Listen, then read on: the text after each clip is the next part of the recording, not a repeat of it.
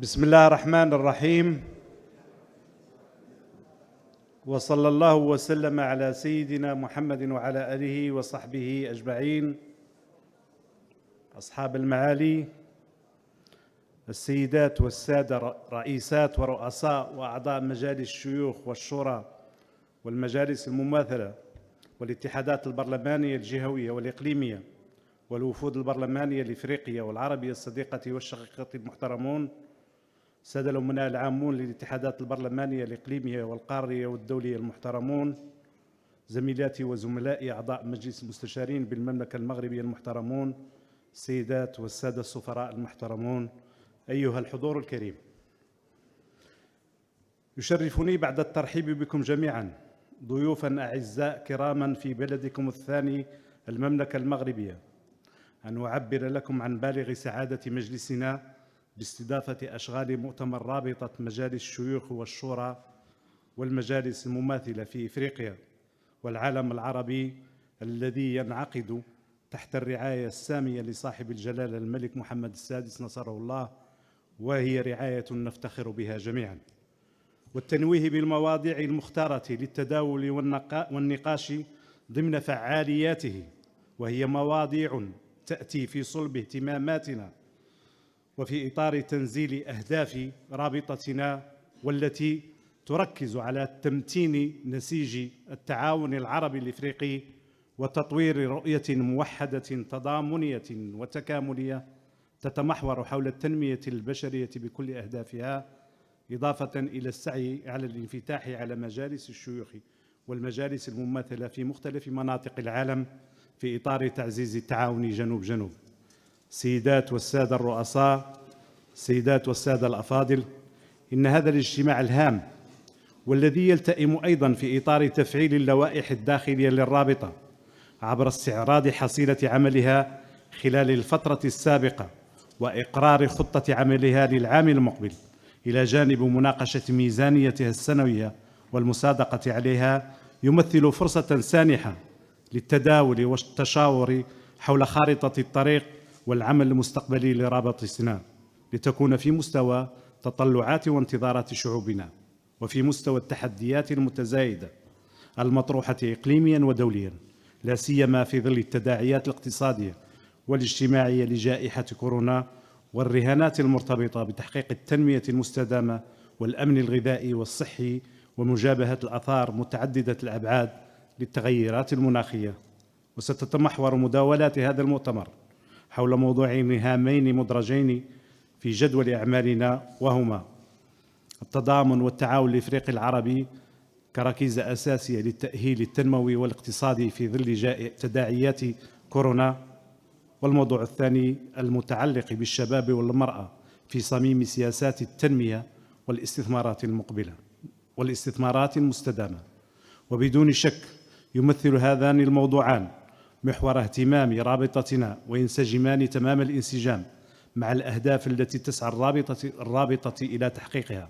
ففي هذا الإطار نظمت الرابطة منذ إنشائها العديد من الملتقيات الاقتصادية والاجتماعية واجتماعات لغرف التجارة والصناعة في إفريقيا والعالم العربي، وأحدثت المنتدى البرلماني الاقتصادي الأول في إفريقيا والعالم العربي، حيث خلصت تلك اللقاءات إلى العديد من التوصيات والقرارات التي ترم سبل تعزيز التعاون الاقتصادي والاستثمار والتبادل التجاري بين إفريقيا والعالم العربي، وعلى رأسها تأسيس الشبكة البرلمانية للأمن الغذائي في إفريقيا والعالم العربي، والتي تمكنت من عقد العديد من اللقاءات الهامة في الموضوع، وعلى رأسها الندوة الدولية حول الأمن الغذائي التي نظمتها الرابطة بمقر مجلس المستشارين بالمملكة المغربية بشراكة مع منظمة الأمم المتحدة للأغذية والزراعة الفاو، إضافة إلى المشاركة في الملتقيات والشبكات القارية والدولية حول الأمن الغذائي، وعلى رأسها اجتماعات البرلمان الإفريقي والبرلمان العربي ذات الصلة. وبغاية تعزيز التمكين الاجتماعي والاقتصادي والسياسي للشباب والنساء، عقدت الرابطة اجتماعات للسيدات البرلمانيات في المنطقتين الإفريقية والعربية، تم خلالها طرح ومناقشة القضايا المرتبطة بهذين الموضوعين المحوريين، ولذلك فإنه ينبغي علينا مواصلة البناء على هذا التراكم طبقا لما تم إنجازه بهذا الخصوص، السيدات والسادة الرؤساء، السيدات والسادة الأفاضل، كما تعلمون تواجه إفريقيا والعالم العربي تحديات متسارعة ومتنامية على مختلف المستويات الاقتصادية والاجتماعية والأمنية والبيئية. فاقمتها تداعيات جائحة كورونا، وهو ما يجسده ضعف مؤشرات التنمية وارتفاع نسبة البطالة لدى فئات الشباب. ويكفي التذكير بمؤشر واحد ودال على حجم الضرر الناتج عن هذه الجائحة، حيث أنها أدت بالقارة الإفريقية إلى انكماش في النمو بنسبة 2.1% في عام 2020، وزيادة في نسبة الديون بمقدار 10 نقط من الناتج المحلي الإجمالي.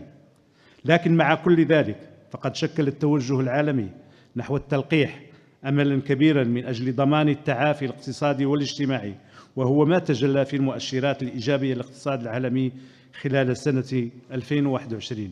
ولا شك أن هذه التحديات تستوجب تطوير أشكال مبتكرة ومتجددة من الشراكات الاستراتيجية الشاملة والمندمجة على قاعدة تعاون جنوب قوامه النفع المشترك وتعزيز القدرات الوطنية وتقوية التنسيق والتعاون والتضامن على المستويات الثنائية، وتقوية الاندماج الإقليمي والتعاون البيني في جميع المجالات الاقتصادية والتجارية والاستثمارية والأمنية والإنسانية، وهي مداخل أساسية للحفاظ على وحدة أوطاننا واستقرارها وتنميتها أمام التحديات الجديدة المحدقة بالعالم، والتي بدأت تفرزها تحولات النظام الاقتصادي العالمي جراء التغير الجذري لموازين القوى الاقتصادية والديمغرافية والتكنولوجية والأمنية التي يعرفها العالم.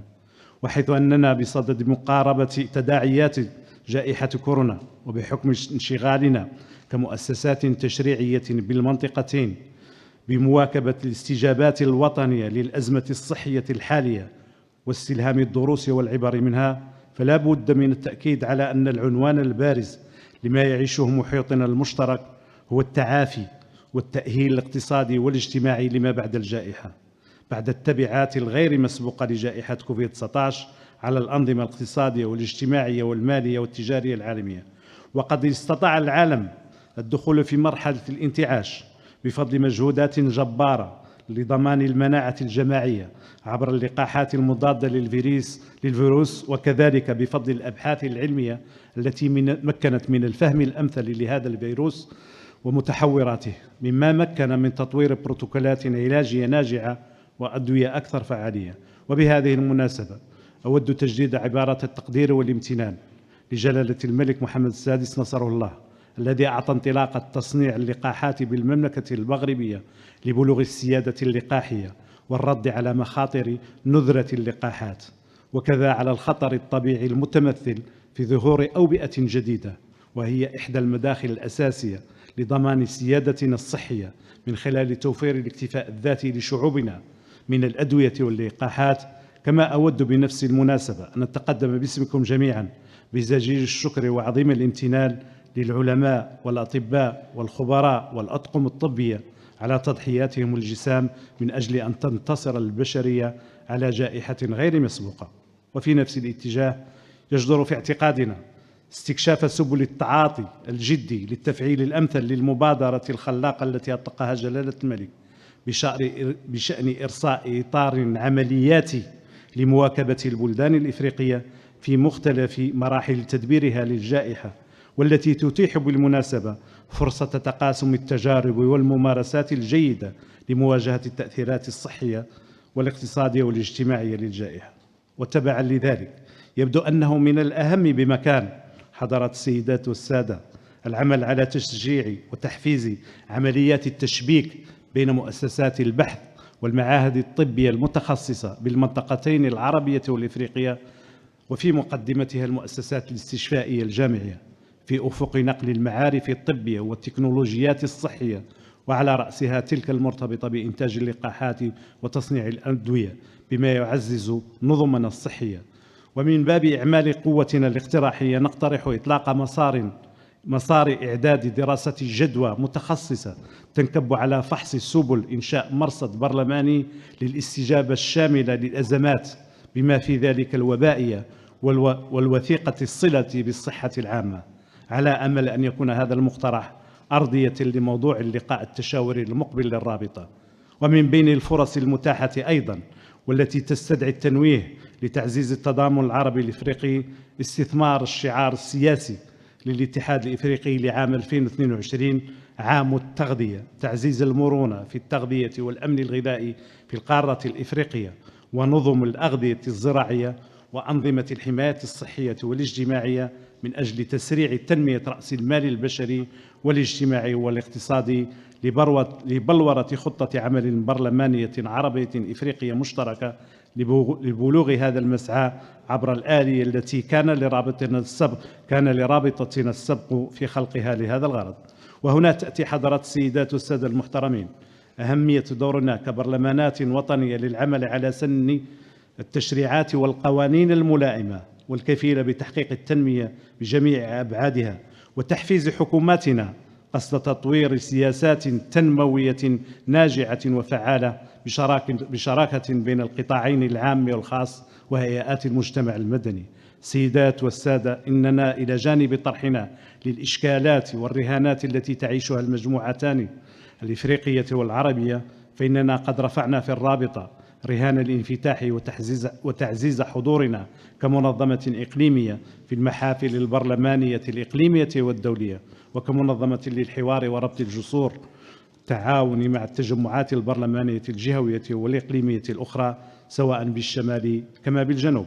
واليوم نحن نعقد المؤتمر 11 لرابطتنا، ونخلد بذلك ذكرى مرور 20 سنة على التأسيس، فنحن مطوقون بمسؤولية التقييم الموضوعي لعملنا، ذلك التقييم الذي يروم استشراف آفاق العمل ومستقبل رابطتنا. وكما كانت العاصمة الرباط فضاء الانطلاقة الفعلية لتأسيس الرابطة في يونيو من سنة 2002، نريد لعاصمتنا اليوم أن تظل شاهدة على أن مؤتمرنا في سنة 2022 كان محطة حقيقية لجعل رابطة مجالس الشيوخ والشورى والمجالس المماثلة في العالم العربي وإفريقيا إطاراً إقليمياً معززاً لدينامية التعاون الإفريقي العربي وفضاء للحوار السياسي الرصين مع نظرائنا في بلدان الجنوب.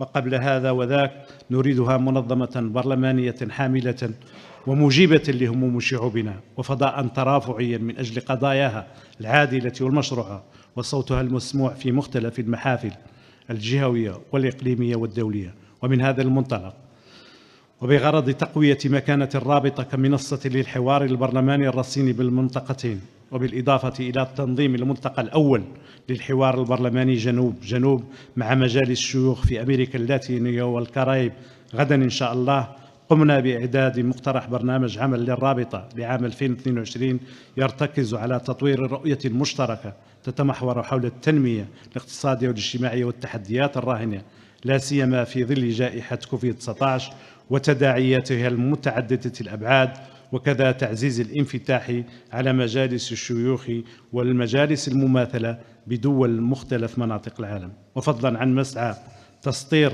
برنامج لزيارات تبادل الخبرات والتبادل الثقافي، فإننا نتطلع إلى مواصلة هذا المجهود هذه السنة عبر أولا تنظيم اجتماع مشترك شمال جنوب بين رابطة مجالس الشيوخ والشورى والمجالس المماثلة في إفريقيا والعالم العربي وجمعية مجالس الشيوخ بأوروبا. ثانيا تنظيم المنتدى الاقتصادي البرلماني العربي لإفريقيا الثاني تفعيلا لمضامن البيان الختامي للمنتدى الاقتصادي الأول المنعقد بالرباط.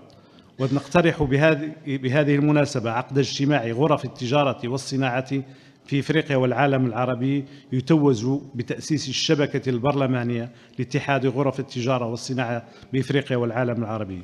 تنظيم كذلك اللقاء التشاوري التاسع للرابطة على أن يتم اختيار أحد الموضوعات أو القضايا الضاغطة وذات الأهمية لدول الرابطة والقيام بإعداد أوراق عمل من قبل متخصصين في الموضوع، وتتويج ذلك بعقد اللقاء التداولي لمناقشتها. تنظيم اجتماع السيدات البرلمانيات في إفريقيا والعالم العربي استمرارا لاطلاع الرابطة بمهمة تشجيع مشاركة النساء في الحياة البرلمانية والسياسية. سيدات والسادة الأفاضل، في الختام إنني على يقين تام بأن المداولات والنقاشات التي ستجري حول هذين الموضوعين الهام من خلال مداخلاتكم وما تمتلكونه من أفكار نيرة وخبرات واسعة على النحو الذي سيمكننا لا محالة من الخروج بقرارات وتوصيات هامة تنصب في تعزيز الحوار البرلماني بين دول وشعوب المنطقتين. مرة أخرى أجدد الترحيب بكم جميعا في بلدكم الثاني المغرب، متمنيا لكم تكلل أعمال هذا المؤتمر بالنجاح والتوفيق، وشكرا لكم جميعا على حسن الإصغاء، والسلام عليكم ورحمة الله تعالى وبركاته.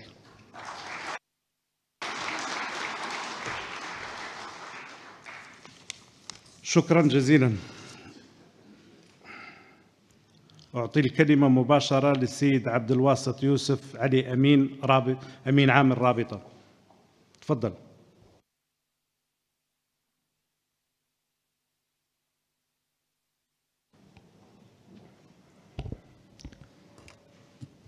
بسم الله والحمد لله والصلاة والسلام على رسول الله صلى الله عليه وسلم. السلام عليكم ورحمة الله وبركاته. Your Excellencies, Mr. Annam Mayara, Speaker of the House of Councillors of the Kingdom of Morocco and Chairman of ASECA. Your Excellencies, Speakers of Member Councils, non-member councils, and heads of delegations.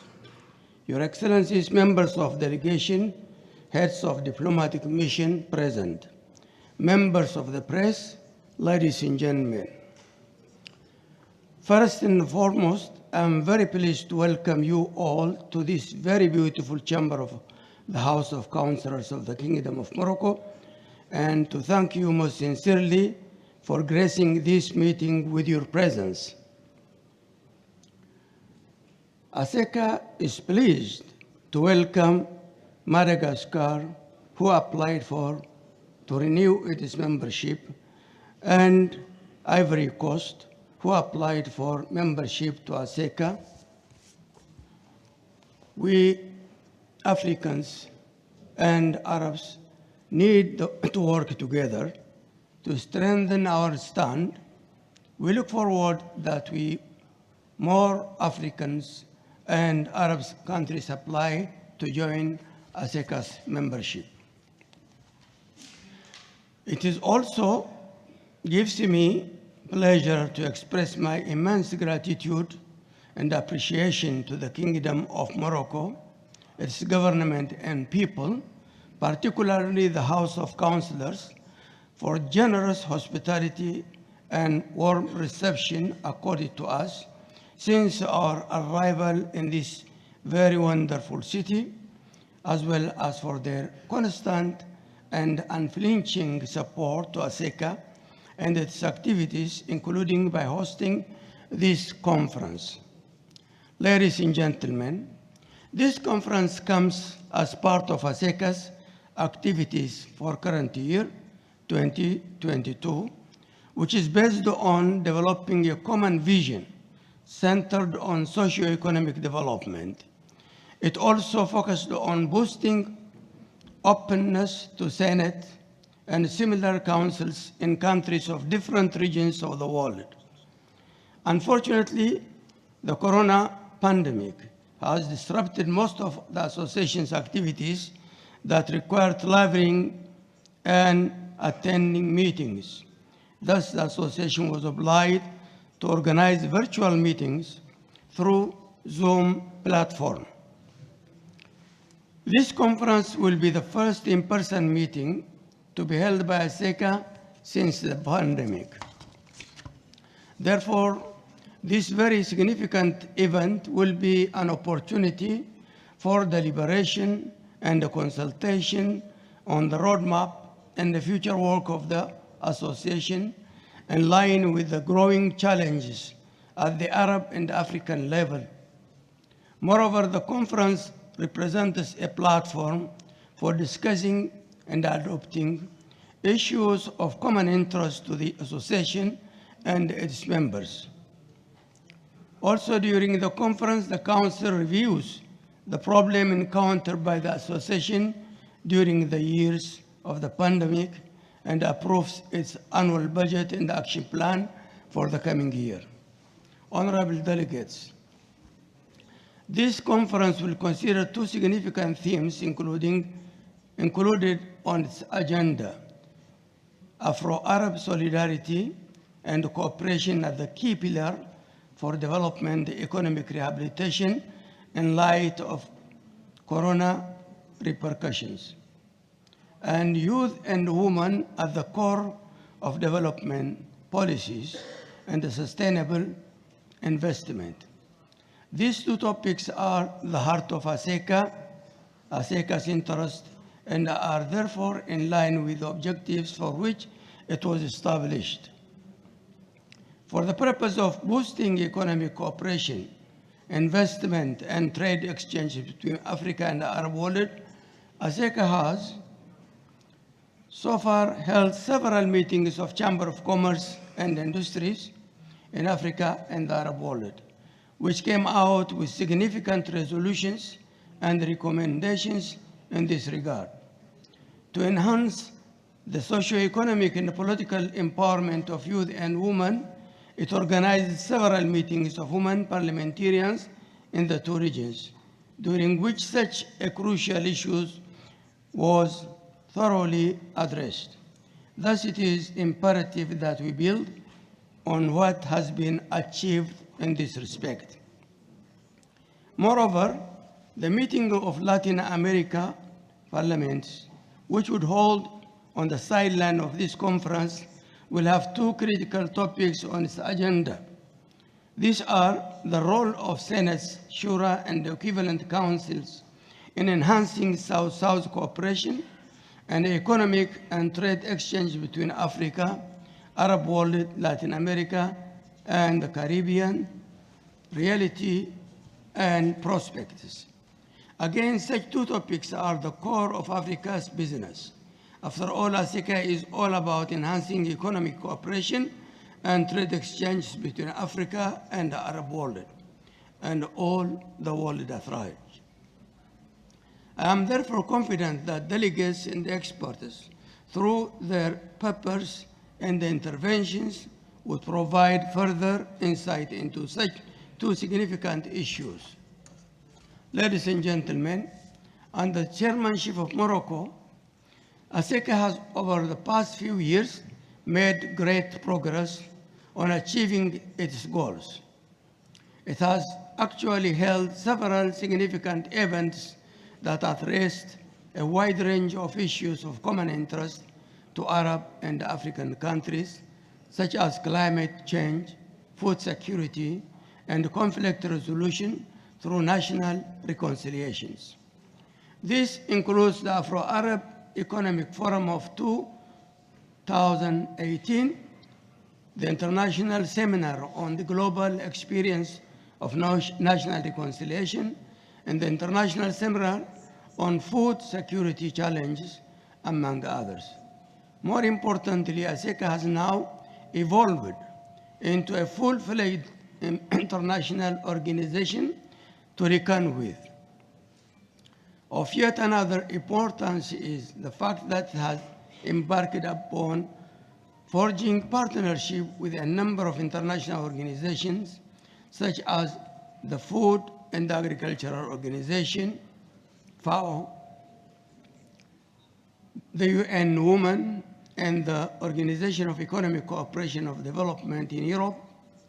We have also partnered with several global and regional parliamentary bodies, such as the IPU, the Arab Parliamentary Union, the African Parliamentary Union, the Pan-African Parliament, and the Arab Parliament. Such partnership has projected ASECA into the global limelight. Additionally, the partnership we formed with FAO has resulted in the establishment of 2020 of the Parliamentary Network for Food, Security and Nutrition in Africa and the Arab world.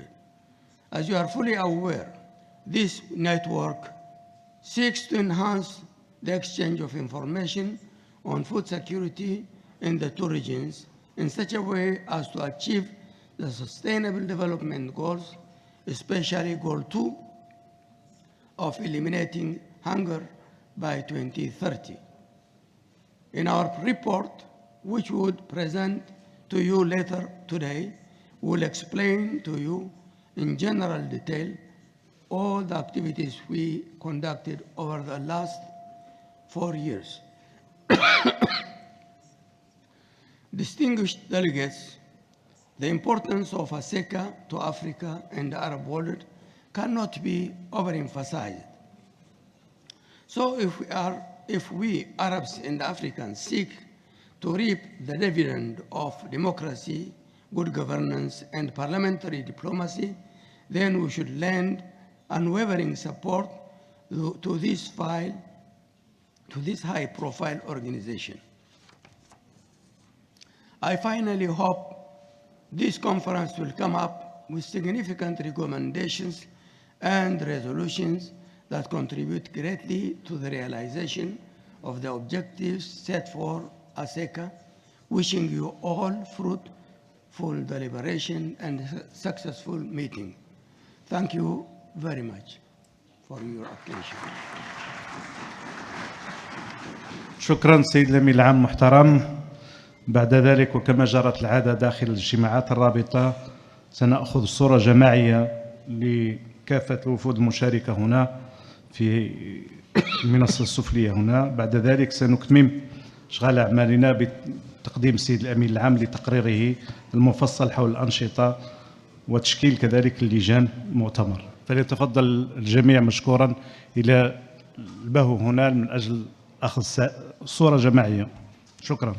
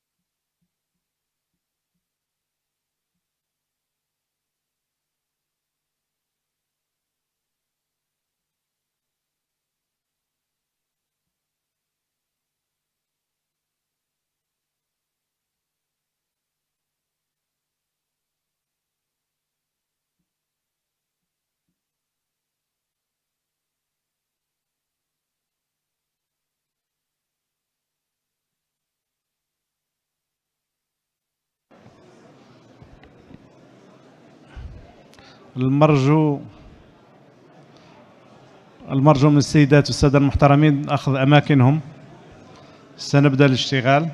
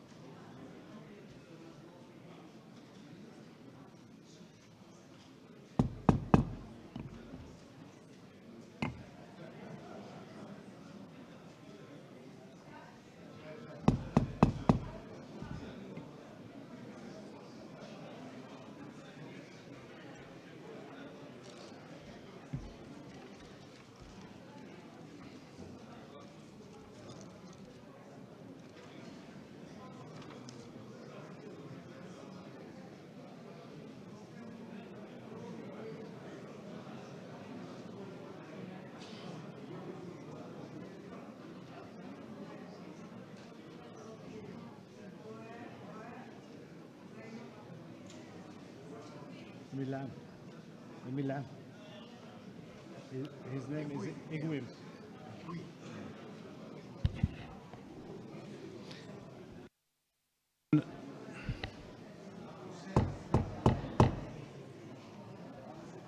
المرجو من باقي الإخوان أخذ أماكنهم.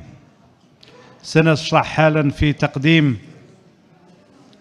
تقرير الأمين العام للرابطة المتضمن تفصيلا عن أنشطة الرابطة خلال الفترة المنصرمة وآفاق العمل المستقبلية. أعطي الكلمة للسيد إيغوين أمين عام المساعد. وللذكر فإن الرابطة تتوفر على الأمين العام من إثيوبيا وأمينين عامين مساعدين، الأخ محمد طيب من اليمن والأخ إيغوين من نيجيريا. You can go. Thank you.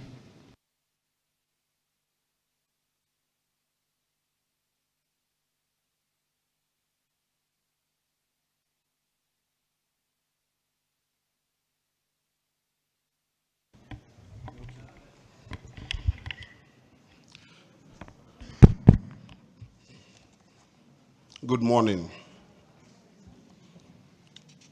Your Excellency, Mr. Enam Mayara, Speaker of the House of Councillors of the Kingdom of Morocco and the Chairman of ASECA, Excellencies, Speakers of member councils here present, Excellencies, heads and members of all delegations, members of the press present, ladies and gentlemen. In the name of the General Secretariat of ASECA, I would like to thank you for your cordial cooperation in attending this very important meeting in this beautiful city of Rabat. Please allow me to extend my appreciation and thanks to His Majesty, the King of Morocco, the government, and of the Kingdom of Morocco in general, and to the House of Councillors in particular, for having agreed to host this council meeting and for the continued support for the association's activities and programs. Indeed, the Kingdom of Morocco, represented by the House of Councillors, has been playing an effective pivotal role in establishing and supporting ASECA since its founding, as evidenced by its hosting of many activities. In view of the fact that Morocco is still holding the chairmanship of ASECA, during this stage, Morocco played a prominent role in supporting ASECA, making it visible on the regional and international arena, and helping it to engage in broad partnerships with many regional and international parliamentary organizations and unions. We also express our profound thanks and great appreciation to the Moroccan people and government for their warm reception and generous hospitality.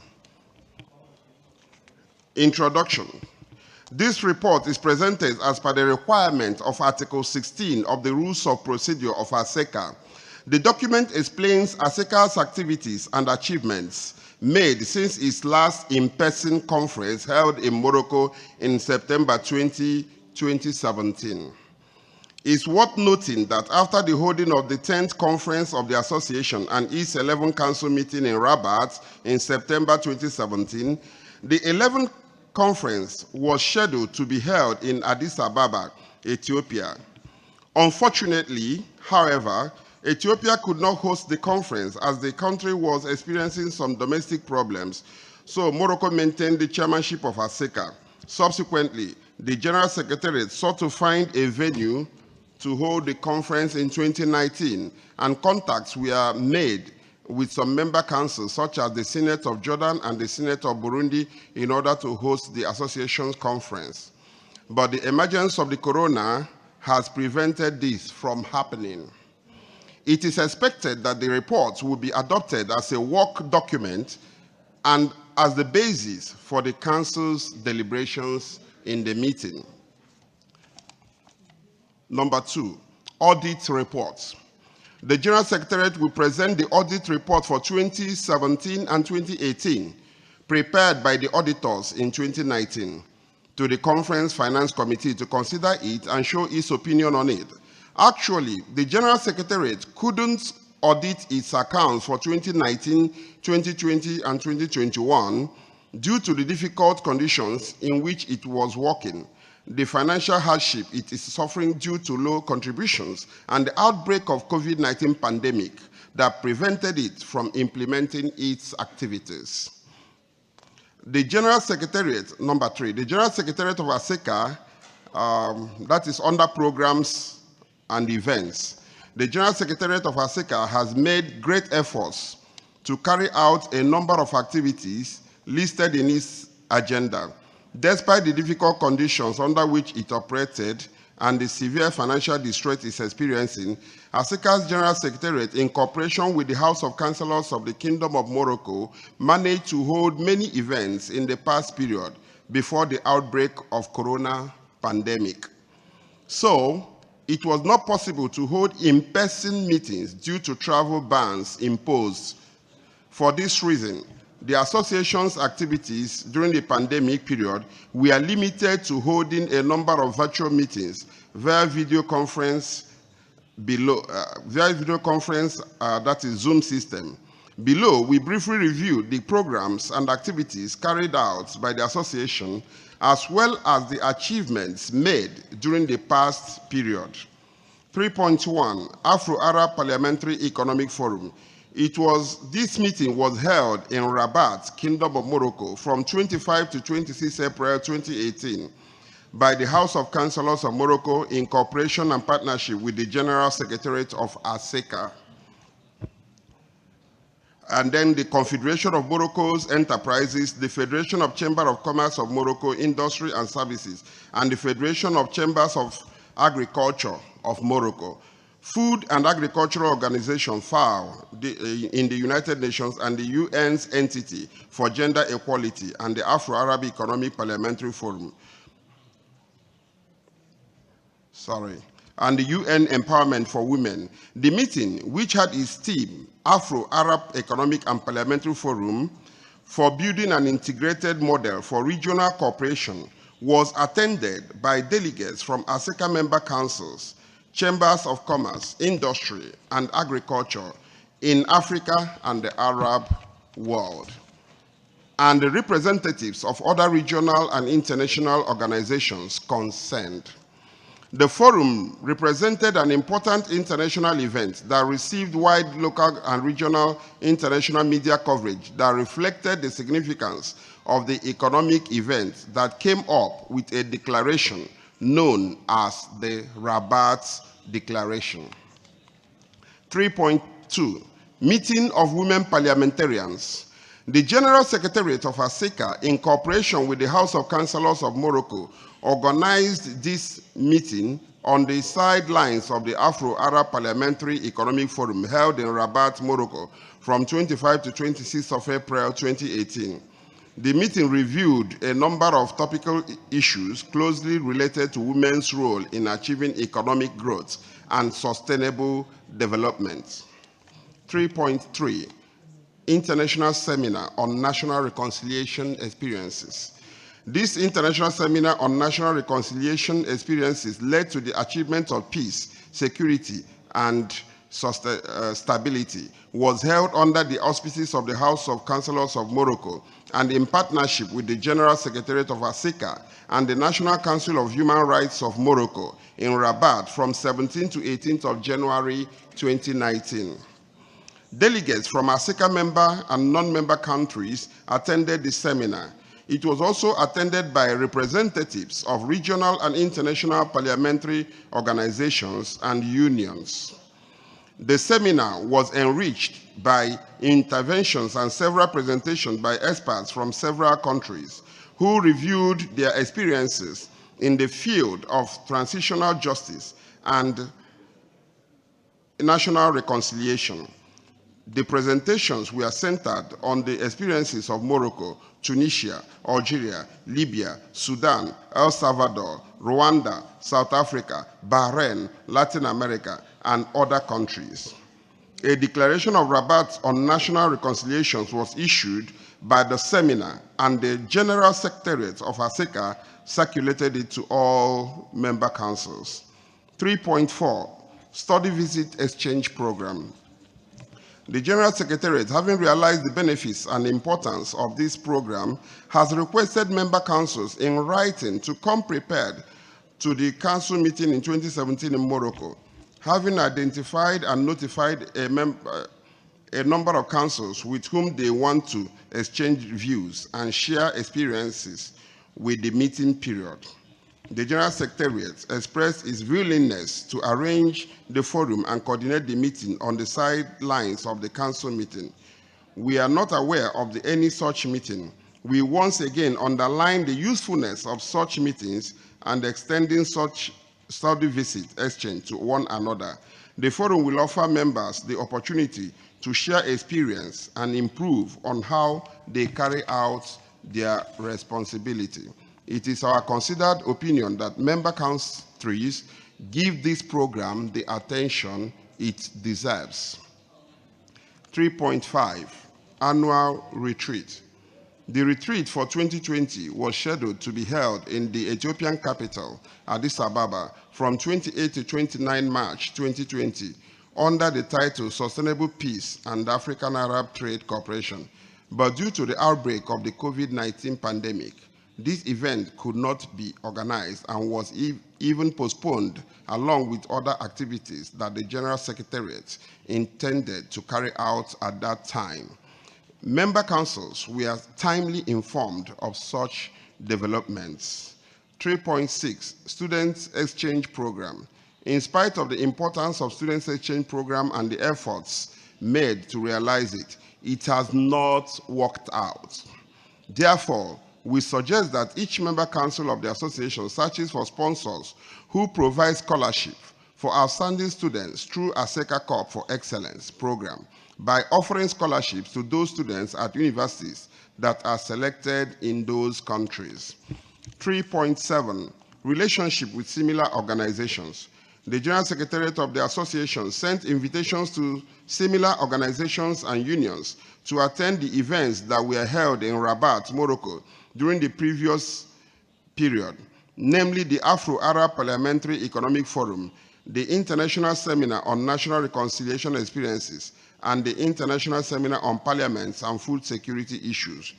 We also received several invitations from similar organizations to attend their activities, but we were unable to respond to those invitations because of the financial hardship due to the low level of financial contributions made by member countries to ASECA's budget.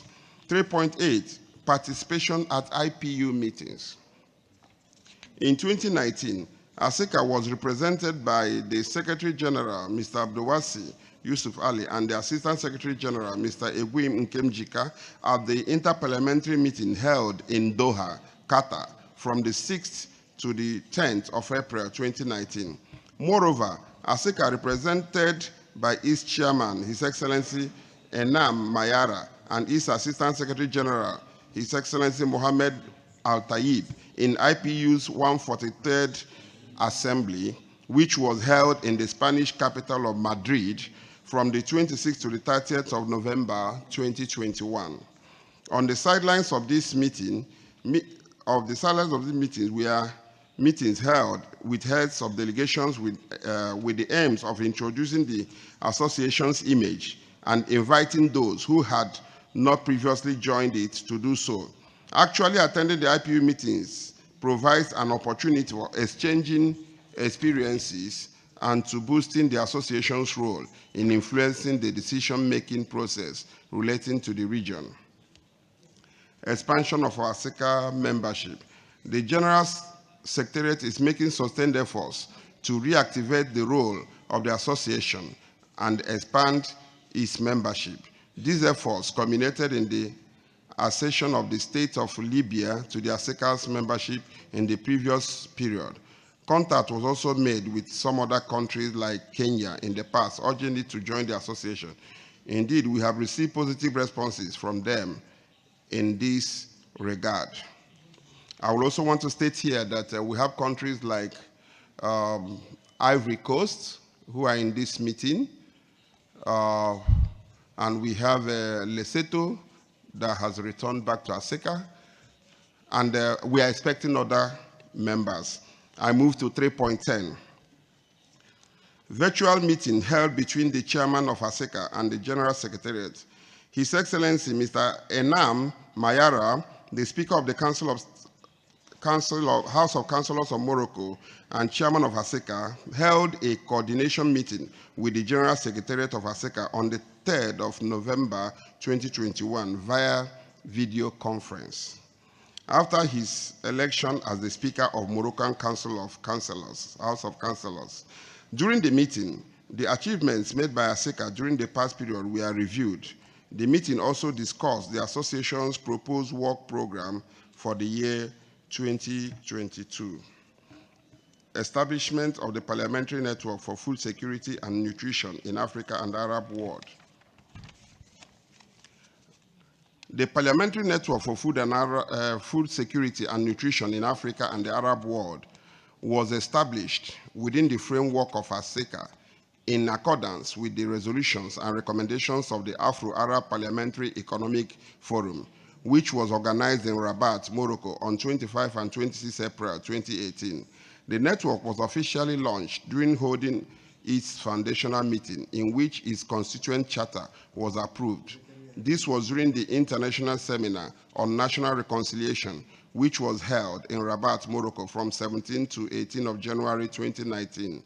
The network aims to be a forum for consultation and exchange of information and experiences on strategies related to food security and nutrition in Africa and Arab, as well as a space for raising awareness and submitting relevant studies and proposals on this regard. It aims also at activating and strengthening the role of parliamentarians in exploring ways and means of promoting Afro-Arab economic cooperation from a strategic, participatory, and relations between Africa and the Arab world. In this context, we extend our immense gratitude to the Food and Agriculture Organization for its continued support for the network and its activities. Programs or events organized by the network. Despite its recent establishment, the network organized many events and took part in many international activities held by some organizations such as FAO, the International Fund for Agricultural Development, and the International Institute for Sustainable Development, the Pan-African Parliament, the Parliament of the Economic Community of West African States, ECOWAS, and the Parliament of East African countries, among others. 4.2.1, in-person meetings held by the network. Meeting of Parliamentary Network for Food Security in Africa and the Arab World and International Seminar on Parliaments and Food Security Challenges. The Moroccan House of Councillors and the General Secretariat of ASECA, in partnership with FAO, organized the first meeting of the Parliamentary Network for Food and Security Nutrition in Africa and the Arab world, and the International Seminar, Parliaments and Food Security Challenges, on 30th of October to 1st November 2019 in Rabat, Morocco. Delegations from member and non-member ASECA countries attended the events. The seminar was also attended by representatives of regional and international parliamentary associations and unions. I move to 4.22. Virtual meetings held by the network. The House of Councillors of Morocco and the General Secretariat of ASECA, with the participation of FAO, organized a virtual meeting to deliberate upon the topic, the impact of COVID-19 pandemic on food security in the African and Arab regions. The meeting took place on 17 June 2020 via video conference. It was attended by member councils of the Executive Office of the Network, Moroccan House of Councillors, and representatives of the Food and Agricultural Organization. The meeting came up with significant recommendations that confirmed the necessity to promote joint action between governments, parliaments, the private sector, and international organizations. The next paragraph. The meeting which was chaired by His Excellency Mr. Enam Mayara, Speaker of the House of Councillors of Morocco, Chairman of the Association and the Network, came up with many important proposals and recommendations that aim to enhance the work of the network and its future work program. The report on this meeting was circulated to all member councils. Activities in which the network participated. The network participated in many international events that were held virtually via video conference due to the repercussions from the COVID-19 pandemic and the closure imposed on all over the world. In this regard, we extend our deep thanks and great appreciation to the members of the Executive Office of the network, particularly His Excellency Dr. Jihad El Fadhel, member of the Shura Council in the Kingdom of Bahrain, Deputy Chairman of the network, for the great efforts she made to move the network ahead towards achieving its goals, and for her effective participation in many events and various regional and international forums held by international organizations such as the United Nations and its organizations, including FAO, ESCWA, and IFAD. In addition to the Arab Parliament, the League of Arab States, the Pan-African Parliament, and other concerned parties. This promoted the network's image and further enhanced its presence in these events and made its voice heard. 4.4, cooperation protocol signed between the network and other organizations. A cooperation protocol was signed between the Arab Parliament and the network.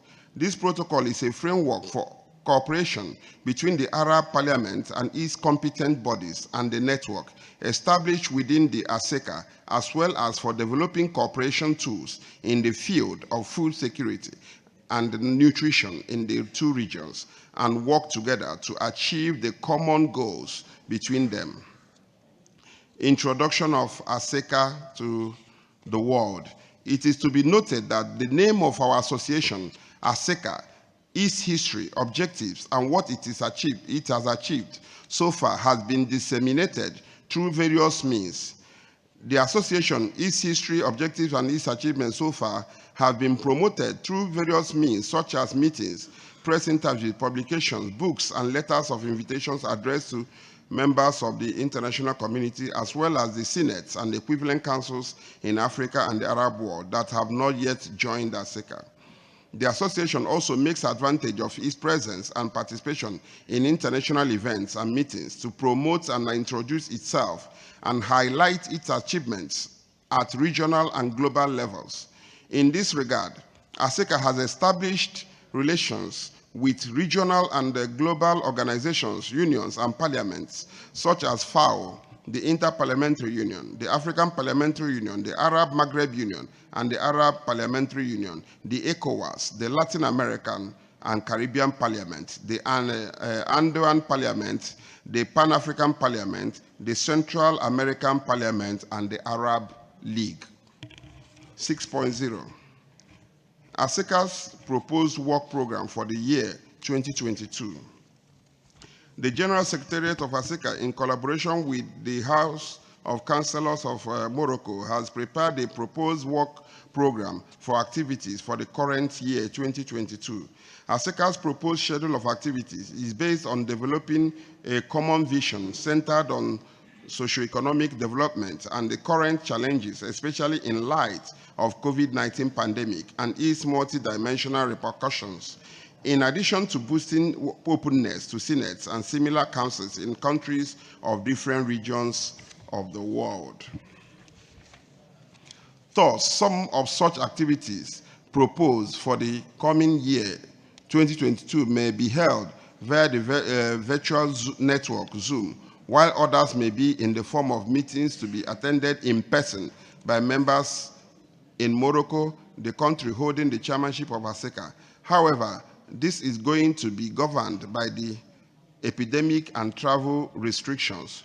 Also, some activities can be held in different member countries as ASECA's leadership may deem it fit. This proposal can be modified by adding or deleting other activities as the situation demands.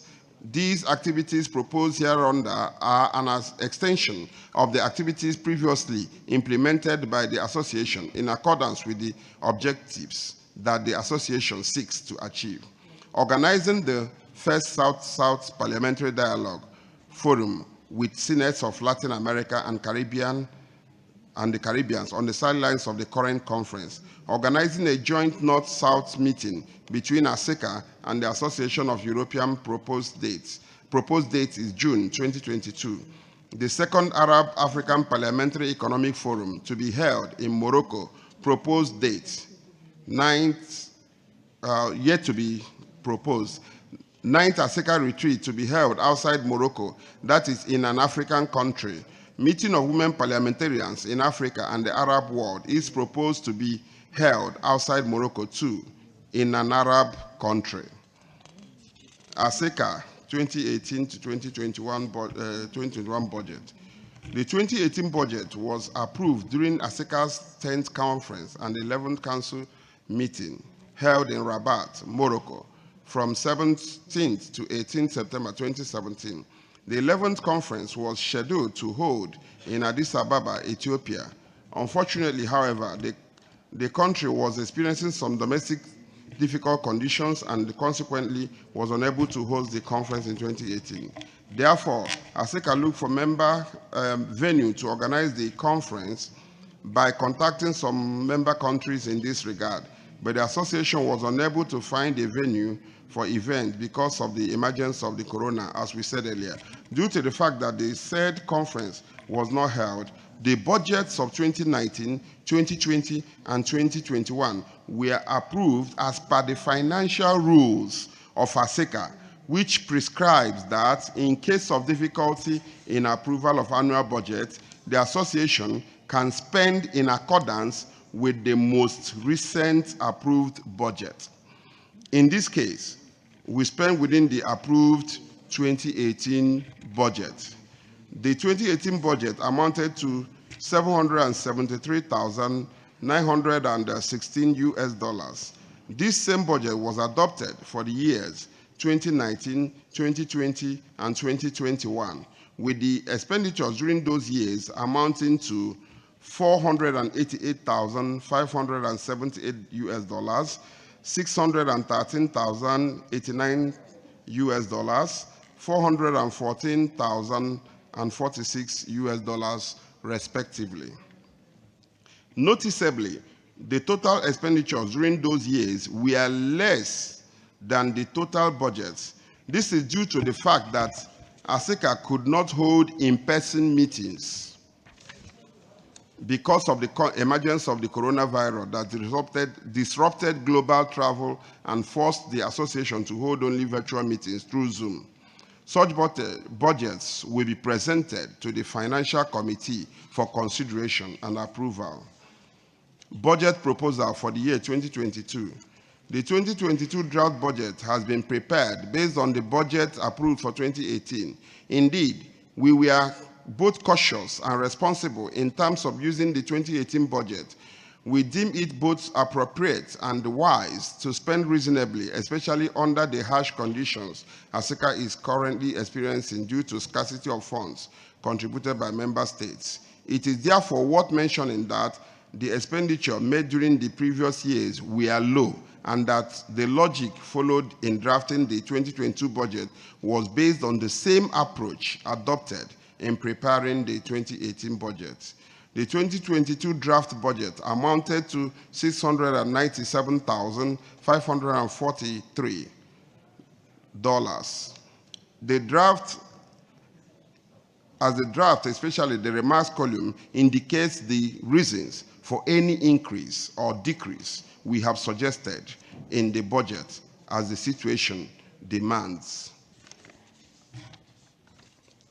Conclusion and request. This brief report was to give an indication on the direction of ASECA's course of action in terms of achieving its objectives.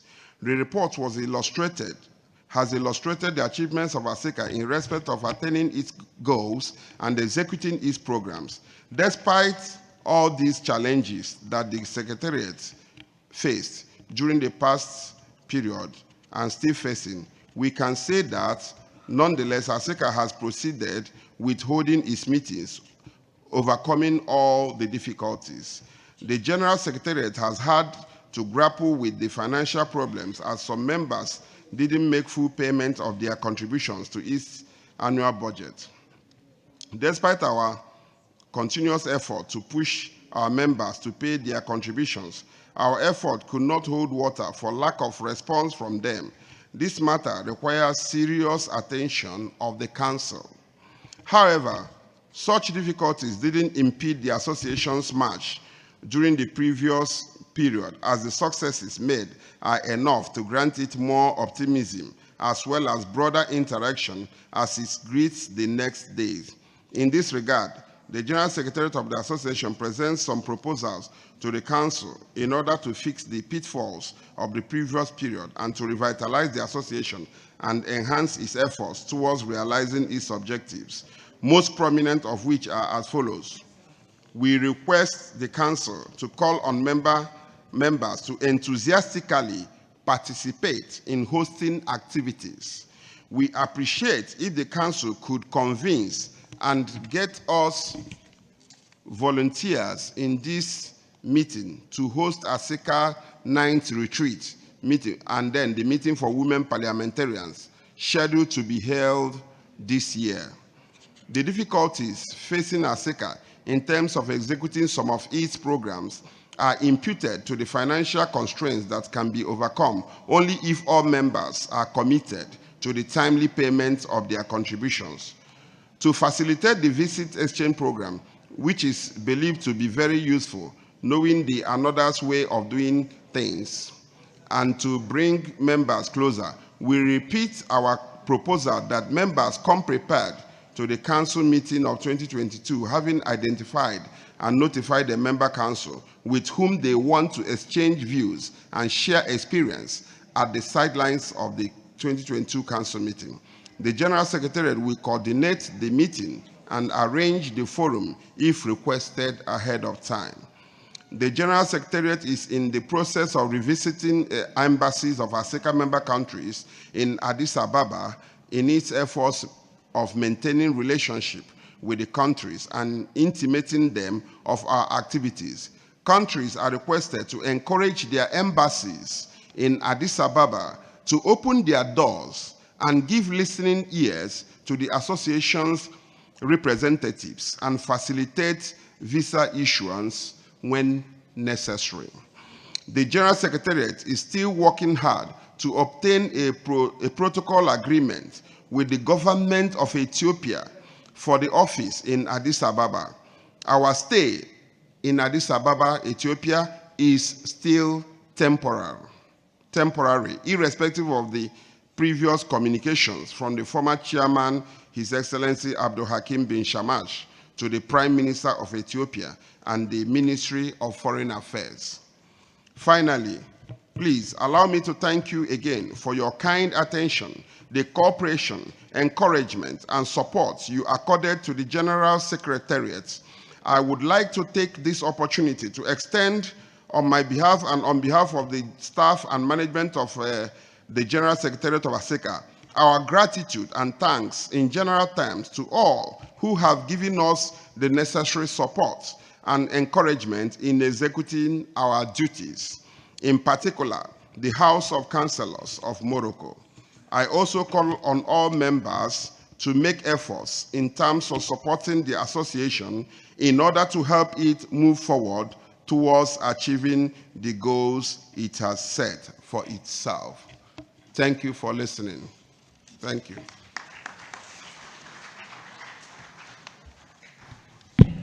شكرا السيد الأمين العام. أعتقد بأنه تقريره كان يشتمل 3 سنوات لأننا لم نجتمع منذ أزيد من 3 سنوات، ولذلك فكان التقرير طويلا، وسيتم مناقشة جميع محاور هذا التقرير ضمن اللجان 3، والتي هي لجنة المالية ولجنة البرامج ولجنة البيان الختامي، وعليه سيمر عليكم موظفي الرابطة من أجل تسجيل في إحدى هذه اللجان 3 التي سيعطى انطلاق أشغالها ابتداء من الساعة 5 من مساء هذا اليوم بالقاعات المتواجدة بمقر البرلمان المغربي. وقبل أن نعطي الكلمة للسيدات والسادة الرؤساء المحترمين الذين عبروا عن رغبتهم في أخذ الكلمة، أود استئذانكم في أن يتم تعيين نائبي للرئيس من أجل استكمال الأشغال هذا اليوم. وإذا لم يكن هناك مانع أقترح على أخوتكم نائب عن المنطقة العربية ونائب عن المنطقة الإفريقية، وإذا لم يكن لديكم مانع وإن فوضتم لي أن أتكلم فشكرا. إذا اخترنا البحرين كنائب رئيس ونختار إثيوبيا كنائب رئيس إذا كنتم موافقون، من أجل فقط تسيير الجلسة، لأن الجلسة ستكون طويلة ستشمل اليوم كله بإذن الله. إذن شكرا لكم، ودون انتظار أعطي الكلمة لحسب طالبها، وأعطي الكلمة في بداية لمعالي السيد صقر عياش رئيس المجلس الوطني الاتحادي لدولة الإمارات، فليتفضل معاليه مشكورا. وعلى فكرة فإن هناك أيضا طلب على أنه يتم مناقشة الموضوعين المطروحين في رمة المداخلات، وللسادة الرؤساء إمكانية ذلك. تفضل معالي. Thank you.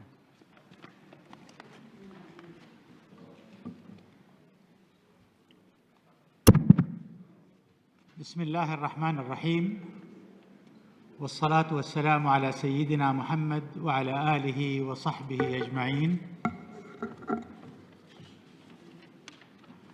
معالي الأخ النعم ميارة رئيس مجلس المستشارين في المملكة المغربية الشقيقة، رئيس رابطة مجالس الشيوخ والشورى والمجالس المماثلة في إفريقيا والعالم العربي، معالي الأخ عبد الواسع يوسف علي أمين عام الرابطة، أصحاب المعالي والسعادة، السيدات والسادة، السلام عليكم ورحمة الله وبركاته. إنه لمن دواعي السرور أن أكون بين أهلي وإخوتي في بلدي الثاني المملكة المغربية، ويطيب لي أن أشارك في المؤتمر الحادي عشر لرابطة مجالس الشيوخ والشورى والمجالس المماثلة في إفريقيا والعالم العربي، الذي يعد منصة هامة للنقاش وتبادل الآراء بين ممثلي شعوب العالم الأفريقي والعربي. وتأتي مشاركتنا في هذا المحفل تأكيداً على التزام المجلس الوطني الاتحادي بتعزيز العلاقات البرلمانية مع برلمانات القارة الأفريقية، والارتقاء بأطر التعاون بما يدعم مصالحنا المشتركة. السيدات والسادة، لعل الصلات التاريخية والجغرافية والثقافية التي تربط بين الشعوب العربية والأفريقية مثلت مقوماً أساسياً وركناً ثابتاً في بناء أطر قوية للعلاقات الاستراتيجية بين الجانبين، وما زال تطوير هذه الروابط والتعاون المتبادل في شتى المجالات يمثل أولوية أساسية في عمل الحكومات العربية والأفريقية، ونأمل أن يكون التعاون البرلماني بين مجالسنا معيناً حقيقياً لتحقيق أقصى استفادة ممكنة لشعوبنا في مجالات التنمية المستدامة. السيدات والسادة، في ظل التحديات الدولية المتزايدة وما يشهده العالم من صراعات دولية قد تتفاقم نتائجها وتنذر بعواقب غير حميدة، فإنني أرى أنه واحداً من أهم القضايا التي يجب أن نوليها اهتمامنا في مؤتمرنا هذا هو كيفية تحقيق الأمن الغذائي المشترك، سيما في ظل التحديات المناخية ومعالجة آثار كوفيد-19 وما يرتبط به من تعزيز النظم الصحية في أفريقيا. فعلى الرغم من إمكانات أفريقيا الهائلة في الزراعة، إلا أن الاستثمار الزراعي ما زال دون المأمول، ومن ثم كانت رؤية الإمارات مع عدد من الدول هو ضرورة العمل العربي الأفريقي الدولي المشترك لإنجاح مبادرة الابتكار الزراعي للمناخ التي تهدف إلى تحفيز المزيد من الاستثمار في الزراعة المراعية للمناخ، بالإضافة إلى تقديم الخدمات الاستثمارية الفنية الزراعية في البيئات المهمشة. كما أرى أنه من الأهمية أن يكون لبرلماناتنا إطار عمل مشترك تتواصل فيه جهودنا لمكافحة التطرف والعنيف والجماعات الإرهابية التي تنتشر في بعض أرجاء القارة، مما يعيق إيجاد ظروف أكثر عدلاً وشمولاً لجوانب التنمية المستدامة. وفي هذا الشأن فإنني أدعوكم لتدارس تجربة دولة الإمارات العربية المتحدة وما يقوم به كل من مركزي صواب وهداية في مكافحة جذور وأصول الفكر المتطرف وما ينجم عنه من تداعيات. وإذا كانت برلماناتنا العربية والأفريقية هي الصوت المعبر بجلاء عن طموحات شعوبنا في السلام والاستقرار والتنمية والازدهار، فإن مجلسنا الوطني الاتحادي لدولة الإمارات العربية المتحدة يولي اهتماماً خاصاً ببناء رأس المال البشري، خاصة الشباب والمرأة. ومن أجل تحقيق هذا الغرض أعلنت دولة الإمارات العربية المتحدة عن مبادرة كونسورتيوم الإمارات العربية المتحدة من أجل أفريقيا، بهدف بناء متسارع لأفريقيا يقوده الشباب، وبما يسهم في تحقيق رؤية مستقبلية تمكن الشباب من استيعاب التحول الرقمي. السيدات والسادة، إن انضمام المجلس الوطني الاتحادي إلى البرلمان الأفريقي في عام 2019 بصفة مراقب إنما هو تأكيد منا على أهمية تعزيز العمل البرلماني المشترك مع برلمانات الدول الأفريقية، وتعبير عن رغبتنا المشتركة في تعميق علاقات التعاون البرلماني مع برلمانات الدول الإفريقية. في الختام أتوجه مرة أخرى بالشكر والتقدير للمملكة المغربية الشقيقة على حفاوة الاستقبال وكرم الضيافة، وإلى رابطة مجالس الشيوخ والشورى والمجالس المماثلة في أفريقيا والعالم العربي على عقد هذا المؤتمر الذي نأمل أن يحقق النتائج المبتغاة بما يضمن تعزيز التعاون والتضامن العربي الأفريقي. شكراً لاستماعكم، والسلام عليكم ورحمة الله وبركاته. شكراً معالي السيد صقر غباش رئيس المجلس الوطني الاتحادي الإماراتي على هذه الكلمة. وأحب أن أذكرك أخوتكم السيدات والسادة الرؤساء على أن كلمة السيد رئيس مجلس الشورى السعودي الشيخ الدكتور عبد الله بن محمد بن إبراهيم آل الشيخ ستوزع ضمن القاعة، وسيعتمد كل الكلمات ضمن وثائق هذا المؤتمر. شكراً. نعطي الكلمة الآن لرئيس مجلس الأعيان الأردني، فليتفضل مشكورا.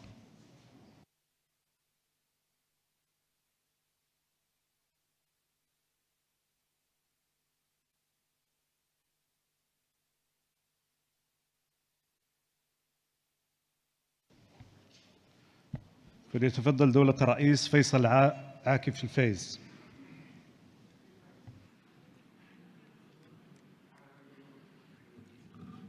بسم الله الرحمن الرحيم، والصلاة والسلام على سيد المرسلين محمد النبي العربي الهاشمي الأمين.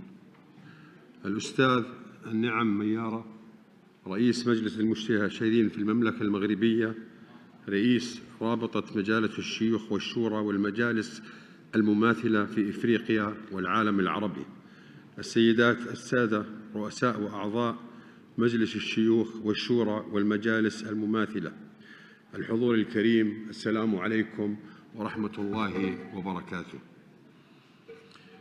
لقد شهدت العلاقات العربية الإفريقية خلال عقدين وأكثر تراجعاً بات مؤثراً على مجمل المصالح الاستراتيجية المشتركة للطرفين. لهذا فإنني أؤكد ضرورة أن يعمل مؤتمرنا على وضع خارطة طريق تعود بالتعاون العربي والإفريقي إلى مساره الصحيح، وتمكن من النهوض بالتعاون المشترك بمختلف المجالات، وتعمل بذات الوقت على تعزيز دور المرأة والشباب في مجتمعاتنا، إضافة إلى التعاون معاً لمواجهة تداعيات جائحة كورونا. لقد أصبحنا اليوم بحاجة إلى تجاوز الخلافات السياسية والسعي إلى بناء شراكة استراتيجية اقتصادية واستثمارية وتجارية تتجاوز الاختلاف في المواقف السياسية، الأمر الذي من شأنه أن ينهض باقتصادنا ويمهد الطريق نحو التكامل بمختلف المجالات. ولنا عبرة بذلك من دول الاتحاد الأوروبي التي رغم خلافاتها السياسية إلا أنها استطاعت بناء وحدة اقتصادية حفاظاً على مصالحها. إن مواجهة التحديات الاقتصادية المشتركة وتعزيز التنمية المستدامة بين إفريقيا والعالم العربي بات اليوم يكتسب أهميته القصوى، انطلاقاً من الاحتياجات المتبادلة للطرفين، وهذا الأمر يتطلب أيضاً تعزيز التبادل التجاري وزيادة الاستثمارات المشتركة وبناء تكتل اقتصادي، الأمر الذي من شأنه أن يساعد على تحقيق مستوى أسرع للنمو الاقتصادي والحد من مشكلتي الفقر والبطالة التي تعاني منها أغلب الدول العربية والإفريقية. وعلينا تطوير وتفعيل مؤسسات التعاون العربي الإفريقي وإعطاء دور أكبر للمنظمات البينية المشتركة وتجاوز الاختلافات والتحديات السابقة والوقوف على بواطن القوة والضعف في علاقات الطرفين وتغليب المصالح العامة على المصالح الذاتية وقبول الرأي والرأي الآخر لتجاوز التباينات السياسية وإنشاء مؤسسات عمل مشتركة فاعلة على المستوى الدولي بهدف بناء شراكات في دول العالم خدمة لمصالحنا وخاصة في مجالي التعاون التنموي والاستثماري. ونحن في الأردن نواجه اليوم تحديات أمنية واقتصادية سببها الصراعات السياسية والأمنية من حولنا. هذه التحديات انعكست على حياة المواطنين المعيشية وزادت من نسب الفقر والبطالة وعرقلت خططنا للنهوض الاقتصادي. والأردن بسببها أصبح اليوم من أكبر الدول المستضيفة للاجئين، فاليوم يعيش على أرضه جراء الأزمة السورية لوحدها أكثر من 1,000,000 لاجئ سوري، وهذا اللجوء الكبير له تداعيات على مختلف البنى التحتية في الأردن ومختلف القطاعات وخاصة المياه والطاقة والتعليم والبيئة.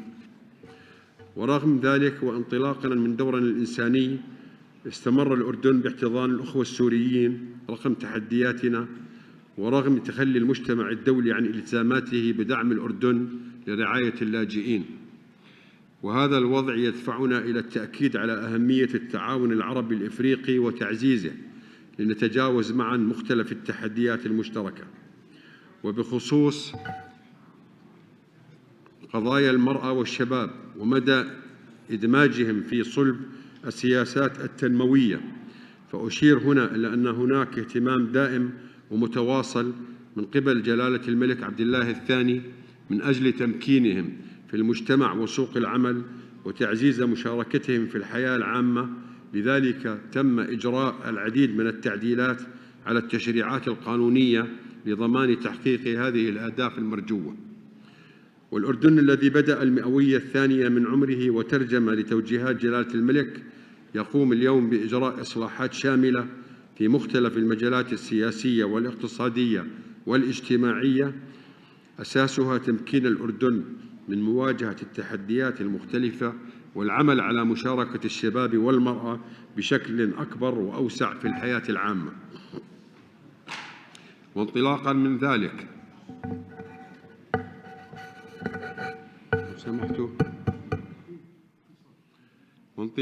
ذلك فقد شكل جلالة الملك لجنة ملكية لإعادة النظر في القوانين الناظمة للعمل السياسي والمتعلقة بقانوني الانتخابات البرلمانية والأحزاب السياسية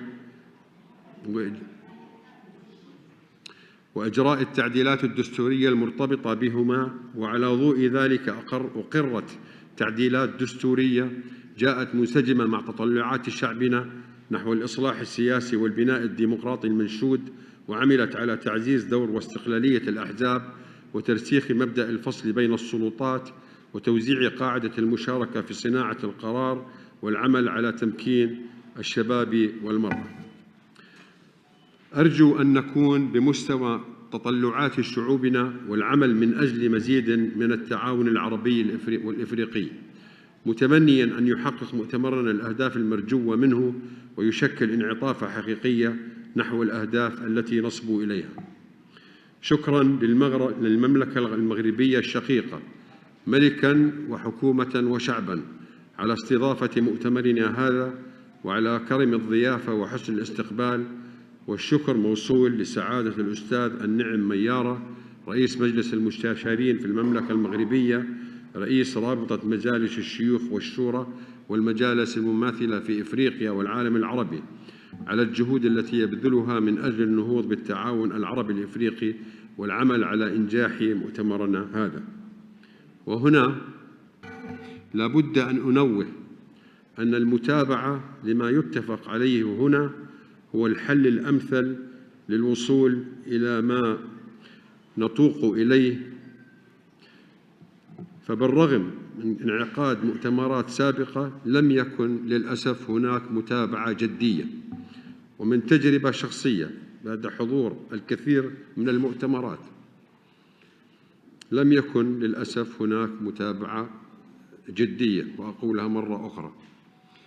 فيجب على كل القرارات التي تتخذ في هذا المؤتمر يجب أن تترجم إلى أرض الواقع، وإلا لن يكون لها فائدة. وشكرا جزيلا والسلام عليكم ورحمة الله وبركاته.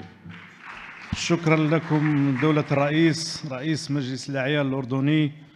وما قلتوه معالي الرئيس حقا، ويجب متابعة التوصيات قدر الإمكان وفوق الإمكان. شكرا لكم. وأعطي الكلمة للسيد رئيس مجلس الشيوخ كوت ديفوار بريزيدون دي سينا دي كوت ديفوار.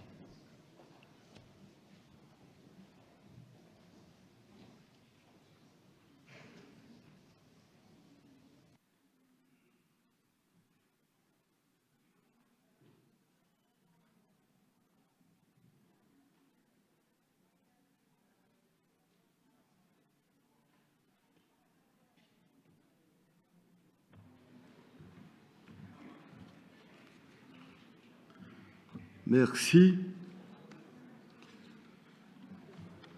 Monsieur le Président, l'Association des Sénats, Shura et Conseil équivalent d'Afrique et du monde arabe, Excellences, Mesdames et Messieurs les Présidents des Sénats, Shura, Conseil équivalent d'Afrique et du monde arabe, Monsieur Abdelwaïdi Youssouf Ali, secrétaire général de cette association, Mesdames et Messieurs, nous voulions remercier respectueusement Sa Majesté le roi du Maroc et tous les parlementaires marocains de nous avoir invités et accueillis dans ce beau pays.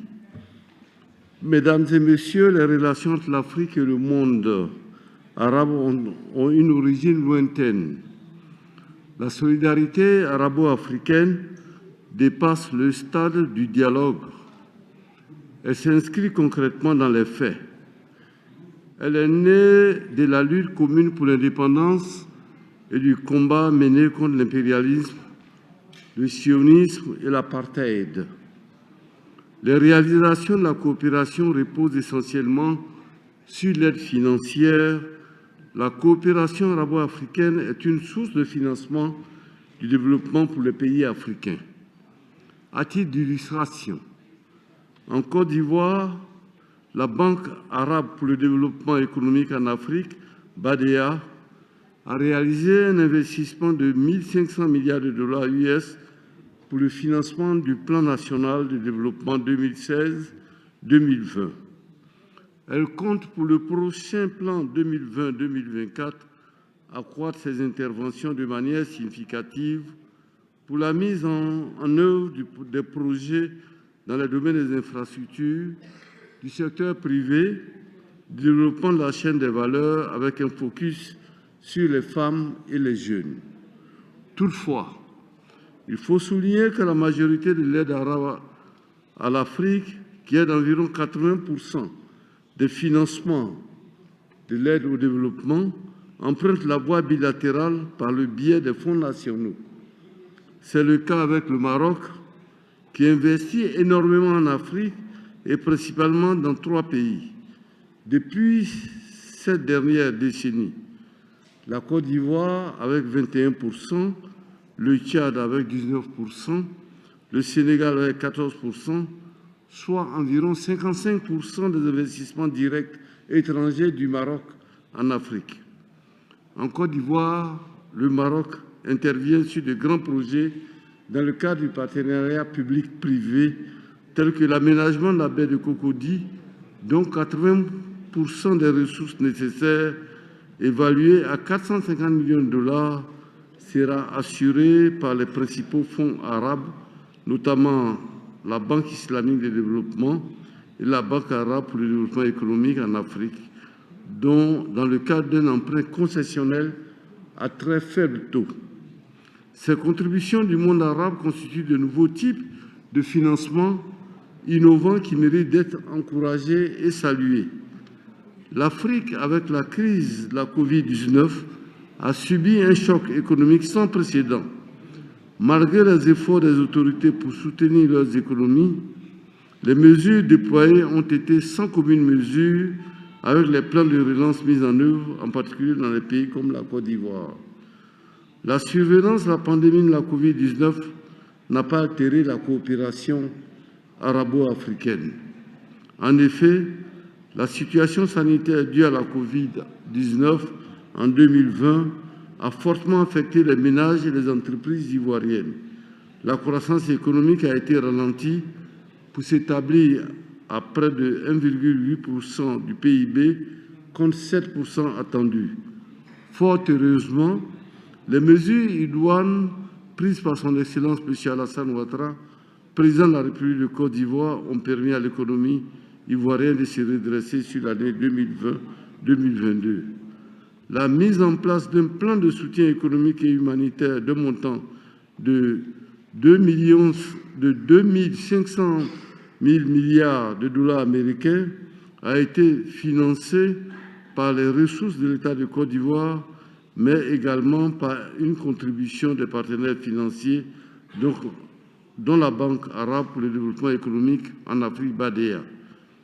Le grand groupe d'assurance et des banques marocains ont également soutenu les efforts du gouvernement à travers une contribution effective substantielle au Fonds spécial pour la gestion de la pandémie à coronavirus. Pour toutes ces raisons évoquées, la Côte d'Ivoire, pays d'ouverture et d'hospitalité, soutient résolument la coopération et la solidarité afro-arabe en vue de la réhabilitation économique et le développement dans le contexte de la pandémie de Covid-19. Je voulais donc vous remercier, mesdames et messieurs, pour votre brillante attention. ميرسي، شكرا السيد الرئيس المحترم. وأود قبل أن نواصل المداخلات أن أرحب باسمكم جميعا بمعالي السيد رئيس البرلمان العربي معالي السيد عبد الرحمن العسومي الذي يحضر معنا هذه الجلسة، ونرحب كذلك ببرلمان البحر الأبيض المتوسط الذي تحضر معنا نائبة الرئيس، وكذلك بالاتحاد البرلماني الإفريقي الذي يحضر معنا اليوم أمينه العام، وسيكون حاضرا معنا غدا إن شاء الله الرئيس، وستكون كلماتهم ضمن الحوار الأمريكي اللاتيني البرلماني بين رابطتنا وتلك الدول غدا صباحا إن شاء الله. نواصل، نعطي الكلمة لمعالي السيد علي بن صالح الصالح رئيس مجلس الشورى البحرين، فليتفضل مشكورا.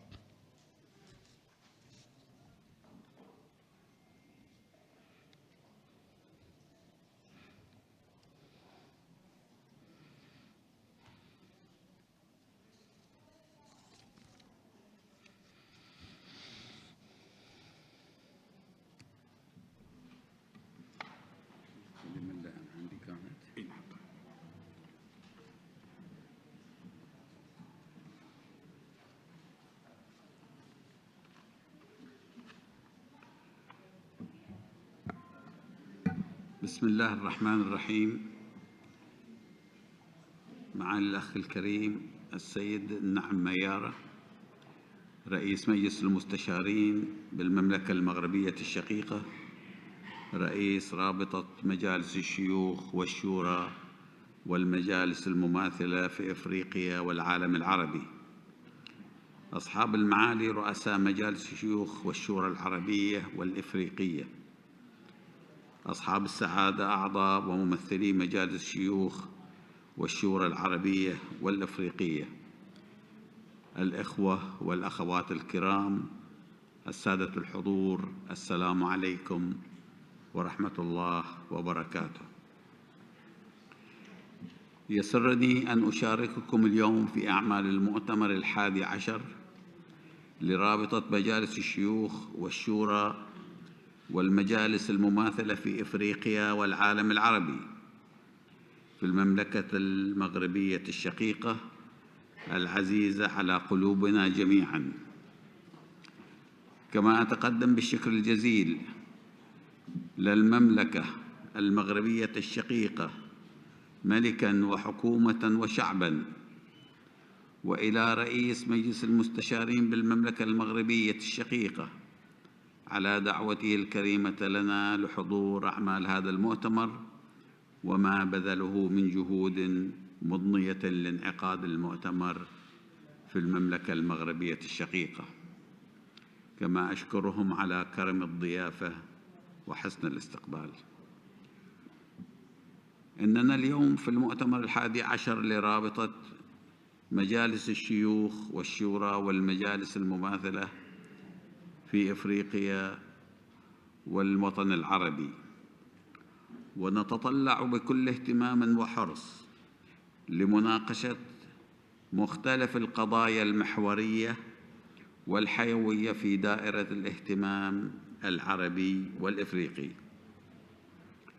وفي مقدمتها تعزيز أطر التضامن العربي الإفريقي وتوسيع قاعدته بما يخدم كافة الأطراف، خصوصاً فيما يتصل بالمجالات الاقتصادية والتنموية، وذلك في إطار الآثار والتداعيات التي نتجت عن انتشار جائحة كورونا على الاقتصاد العالمي بأكمله وعلى الدول النامية بشكل خاص. ونحن هنا نؤكد موقف مملكة البحرين القائم على دعم ومساندة سبل تعميق علاقات التعاون العربي مع الدول الأفريقية الصديقة، وهو ما يؤكد ما تحظى به المملكة من صفة العضو المراقب في منظمة الاتحاد الأفريقي، ذلك من منطلق إيماننا بالدور المهم للقارة الأفريقية على الساحة الدولية بصورة عامة وعلى الساحة العربية بصورة خاصة. أصحاب المعالي والسعادة، إننا في مملكة البحرين نفخر بمسيرة الإنجازات التنموية والاقتصادية الوطنية التي تحققت في ظل التوجيهات السديدة والرؤية الثاقبة لحضرة صاحب الجلالة ملك البلاد المفدى حفظه الله ورعاه، ومن خلال الجهود الرفيعة والمتواصلة التي تبذلها الحكومة الموقرة برئاسة صاحب السمو الملكي الأمير سلمان بن حمد آل خليفة ولي العهد رئيس مجلس الوزراء حفظه الله، الذي يقود بكل حكمة واقتدار النمو الاقتصادي في المملكة ووفق مبادرات وبرامج متعددة تحظى بإشادة إفريقية وإقليمية ودولية، وهو الأمر الذي يأتي نتاج انعكاسا للتعاون الوثيق مع السلطة التشريعية بغرفتيها مجلسي الشورى والنواب، ومن خلال ما تطلع به من دور ومسؤوليات في المراجعة الفاحصة لمنظومة القوانين الوطنية النافذة بصفة خاصة ومستمرة بروح وطنية مسؤولة، والعمل على سن التشريعات التي تتلائم مع متطلبات تحقيق أهداف التنمية المستدامة والمعايير الاقتصادية الدولية ذات الصلة، وبما يتسق مع رؤية البحرين الاقتصادية 2030 القائمة على الانفتاح والتعاون مع كافة الأطراف الإقليمية والدولية.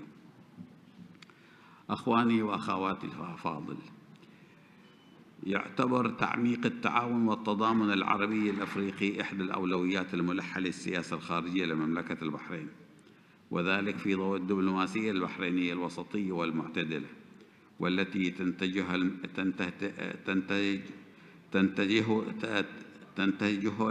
المملكة في التعاون مع كافة الفاعلين الإقليميين والدوليين من خلال الاعتماد على قيم الانفتاح والتسامح والتعايش والحوار البناء وإشاعة السلام باعتبارها قيم ومبادئ ثابتة ومفاهيم راسخة للسياسة الخارجية البحرينية. ومما لا شك فيه أن تعزيز الواقع الاقتصادي والتنموي العربي الأفريقي يتطلب وضع استراتيجيات وخطط طموحة وبرامج مشتركة وفق رؤى واضحة متفق عليها من قبل جميع الدول العربية والأفريقية، خصوصاً مع وجود العديد من التحديات في المنظومة الاقتصادية والتنموية العربية والأفريقية حتى قبل ظهور جائحة كورونا وتداعياتها السلبية على المجالات كافة، وأن ذلك يتطلب توفير أسباب استقرار للمنظومة السياسية لكافة الدول العربية والأفريقية، وحلحلة اللقاءات والملفات العالقة والبينية بما سيهيئ الأجواء المحفزة لتكثيف التعاون والتكامل بين دولنا، ويضمن تعزيز التبادلات التجارية بين مختلف الدول العربية والإفريقية، وذلك وفق الموارد والفرص المتاحة لكل دولة، وهو الأمر الذي سيسهم في تعزيز التضامن العربي الأفريقي بصورة أكثر نجاعة وفعالية في مواجهة مختلف الأزمات والتحديات وجملة المتغيرات السياسية والاقتصادية والبيئية والصحية الطارئة التي من الممكن أن تعيق إمداد سلاسل التجارة الدولية في أي وقت، خصوصاً وأن المنطقة العربية الأفريقية هي منطقة متنوعة اقتصادياً، لذا فإن وضع استراتيجيات تعزز التضامن العربي والإفريقي وتضمن تبادل الخبرات والمعرفة من شأنها أن تعزز المكتسبات الاقتصادية والتنموية لكافة الدول العربية والإفريقية وضمان إنتاج جميع الموارد بالشكل الأمثل، وترفع من قدرتها على مواجهة مختلف الأزمات والتحديات المستقبلية. وفي الختام نجدد التأكيد بأهمية مثل هذه المؤتمرات البرلمانية في تعزيز دور الدبلوماسية البرلمانية الدولية وتقريب وجهات النظر وتهيئة مسافات التضامن والتعاون أمام الدبلوماسية الرسمية. لذلك فإننا نتطلع بكل اهتمام إلى هذا المؤتمر وبما سيتطرق إليه من قضايا ومناقشات وتوصيات من شأنها تعزيز الواقع الاقتصادي والتنموي لدول العالم العربي وقارة إفريقيا.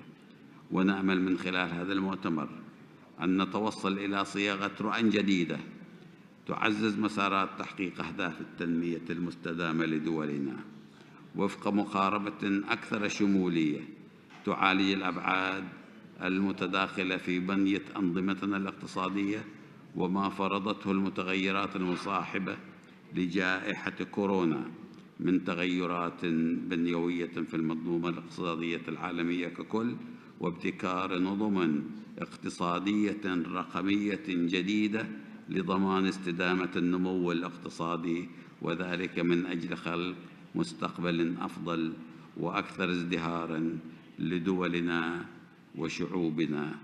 والسلام عليكم ورحمة الله وبركاته.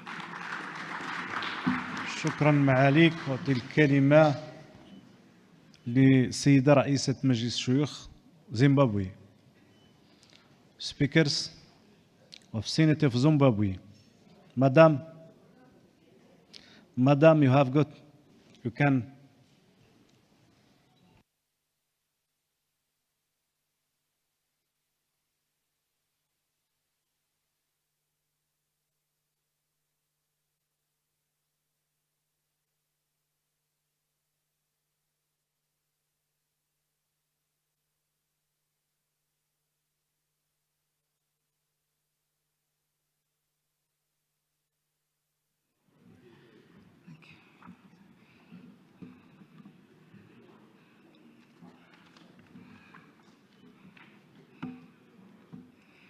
Thank you. The President of the House of Councillors of Morocco and the President of ASECA, Mr. Inan Mayara. The Secretary General of ASECA, Mr. Yusuf Ali. Presidents and speakers of Senate, Shura, and equivalent councils in Africa and the Arab world, heads of delegations and the delegates, ladies and gentlemen. Let me begin by expressing my heartfelt gratitude to His Majesty King Mohammed VI, the government, the parliament, and the people of this great kingdom of Morocco for such a warm reception and generous hospitality that has been extended to all of us. Let me also congratulate you for successfully putting together this important conference amidst a global pandemic.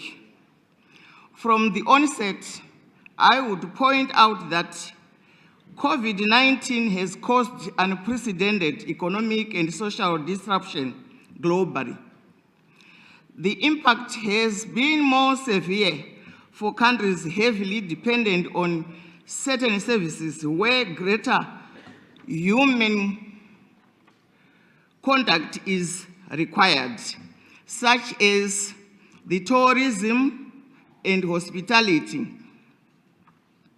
To this end, African-Arab solidarity, not only because a moral imperative, but it is the only way to recovery.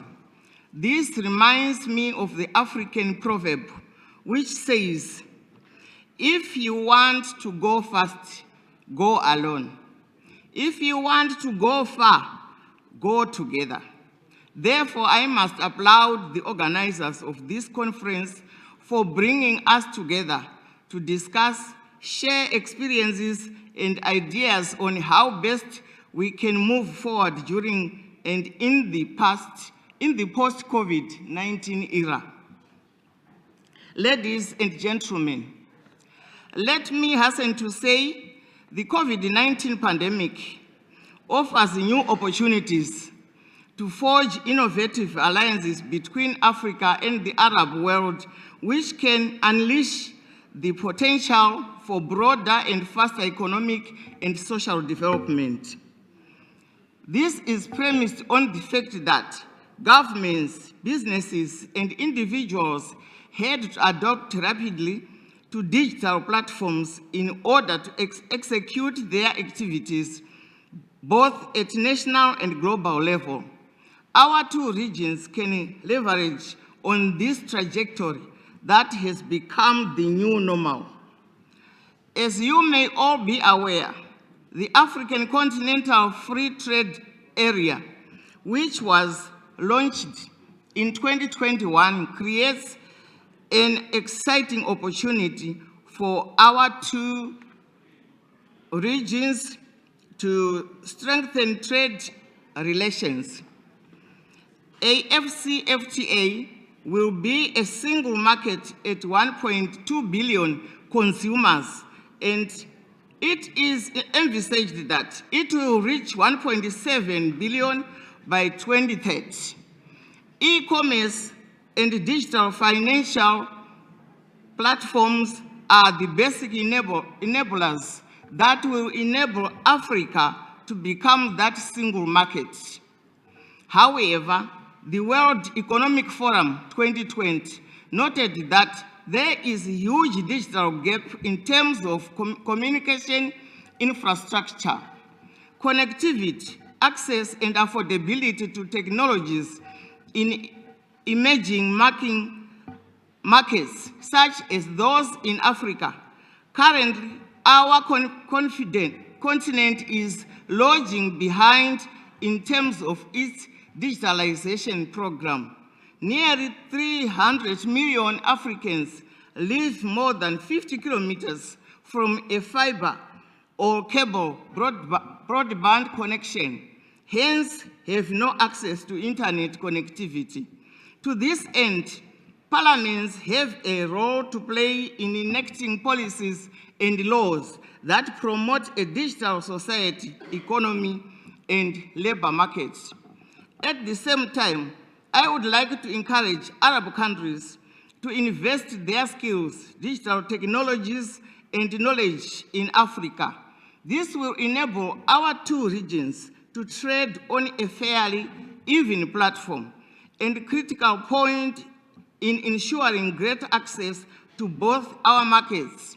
This is also in line with Sustainable Development Goal SDG 17, which calls for greater cooperation between governments and fostering of partnerships between various stakeholders in order to mobilize resources, share knowledge and expertise, as well technologies in order to tackle the world challenges that include poverty, hunger, the coronavirus pandemic, among others. In the same vein, I wish to point out that solidarity and cooperation on the political and economic front between the Arab world and Africa is not a new thing. Politically, the Arab and African countries waged common struggles against colonialism and racial segregation. Arab countries supported the liberation of African colonies, including Zimbabwe, through training of its guerrilla fighters and in the provision of material support.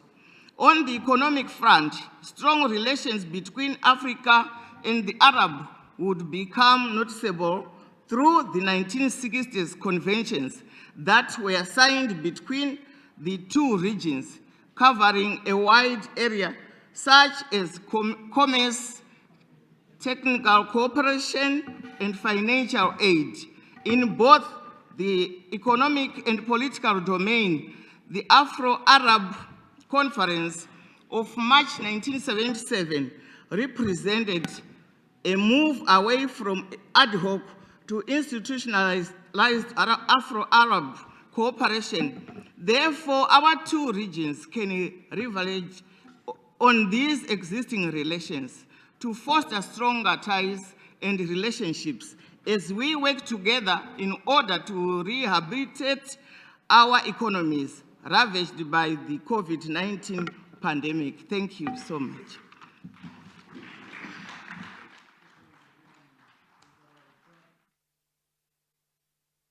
معالي السيد عبد الوهاب عبد الرازق رئيس مجلس الشيوخ المصري فليتفضل مشكورا.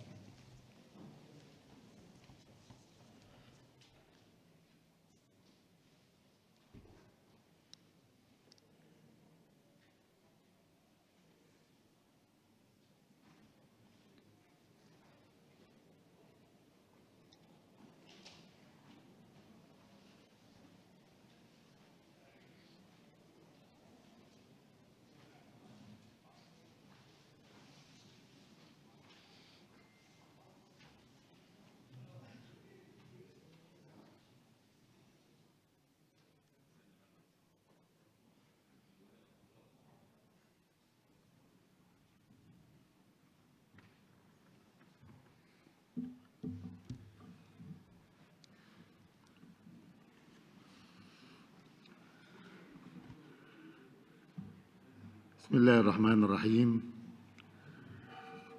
معالي السيد النعم ميارة رئيس مجلس المستشارين المغربي ورئيس رابطة مجالس الشيوخ والشورى والمجالس المماثلة في إفريقيا والعالم العربي. السيدات والسادة الحضور الكريم،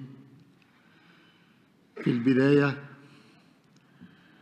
نعرب لمجلس الرابطة رئيساً وأعضاء عن امتنان مجلس الشيوخ المصري لدعوتكم الكريمة لحضور فعاليات مؤتمر الرابطة، والذي ينعقد على أرض بلد شقيق طالما جمعتنا به علاقات أخوة تمتد جذورها إلى القرن العاشر الميلادي. فتحية طيبة إلى المملكة المغربية بقيادة جلالة الملك محمد السادس حفظه الله وشعب المغرب العريق. إن رابطة مجالس الشيوخ والشورى والمجالس المماثلة في أفريقيا والعالم العربي أخذت على عاتقها منذ يومها الأول في 7 من شهر يونيو عام 2002 العمل على دعم وتعزيز نظام الثنائية البرلمانية في أفريقيا والعالم العربي، واعية بأهمية دعم الثنائية البرلمانية وتقوية التعاون بين الشعوب اقتصادياً وسياسياً وثقافياً، وداعمة للجهود البرلمانية العربية والإفريقية والإسلامية والدولية، عازمة على الإسهام في الأنشطة البرلمانية للاتحادات البرلمانية العربية والإفريقية والإسلامية والدولية. ونثمن الدور الفاعل للرابطة وسعيها الحثيث نحو دعم وتعزيز دور المجالس التشريعية على المستويين العربي والإفريقي من خلال فتح بوابة تبادل الخبرات وتنمية الروابط بين المجالس التشريعية على مختلف الأصعدة. وإذ نؤكد على الأهمية المتزايدة لدور الرابطة وسعيها لتحقيق أهدافها من خلال تناولها العديد من القضايا، والتي منها ما يقع في محور اهتمام المجتمع المصري، مما سيدفعنا في المستقبل القريب لنصبح جزءا منها. وفي النهاية نشكر الرابطة رئيسا وأعضاء على الجهد المبذول في إعداد هذا المؤتمر، والذي يتناول على مائدة حواره العديد من القضايا التي تهم المجتمع العربي والإفريقي بل والمجتمع الدولي بأسره، مع خالص أمنياتنا بنجاح أعمال هذا المؤتمر وأن يخرج بتوصيات تؤكد الهدف المنشود من انعقاده مع مزيد من الأمنيات للرابطة رئيساً وأعضاء بالتوفيق دوماً في سبيل تحقيق أهدافها الرامية إلى مستقبل أفضل للجميع، والله ولي التوفيق، والسلام عليكم ورحمة الله وبركاته. شكرا معالي الرئيس سيد عبد الوهاب عبد الرازق رئيس مجلس الشيوخ المصري. الكلمة الآن لرئيس مجلس الشيوخ إثيوبيا.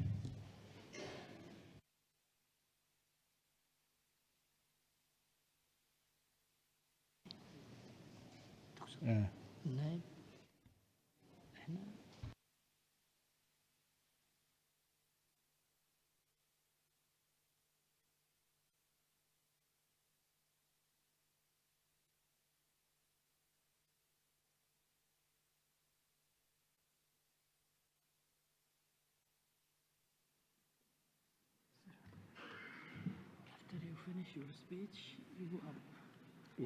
Okay.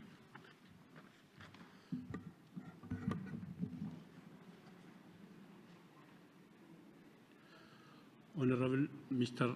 Anna Mayer, the President of House of Councillors, President of the Association of Senates, Shuras and Equivalent Councils in Africa and Arab world, Honorable Mr. Richard Tabi Alami, President of the House of Representatives of the Kingdom of Morocco, Excellencies, distinguished guests, ladies and gentlemen.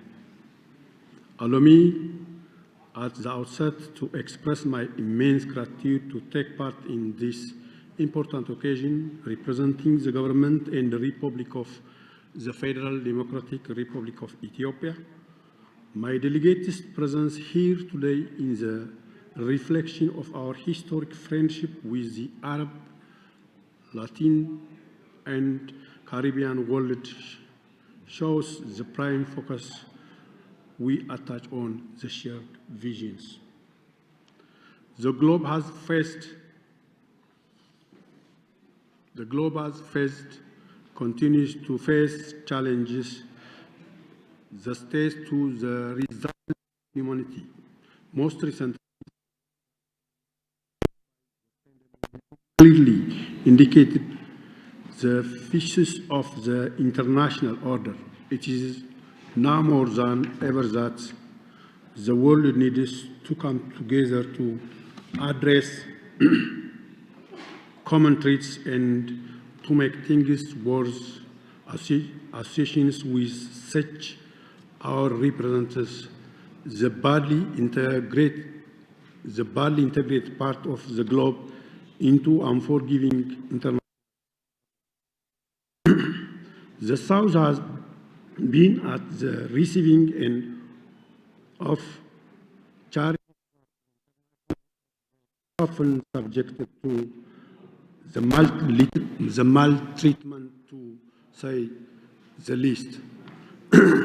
Africa has shown the most resilience in fending off pandemic of biblical proportions with a fewer resources availed internationally, and most recently misplaced vaccine nationalism. It is good news that some African countries like Morocco have been able to forge partnerships enabling them to carry production at home.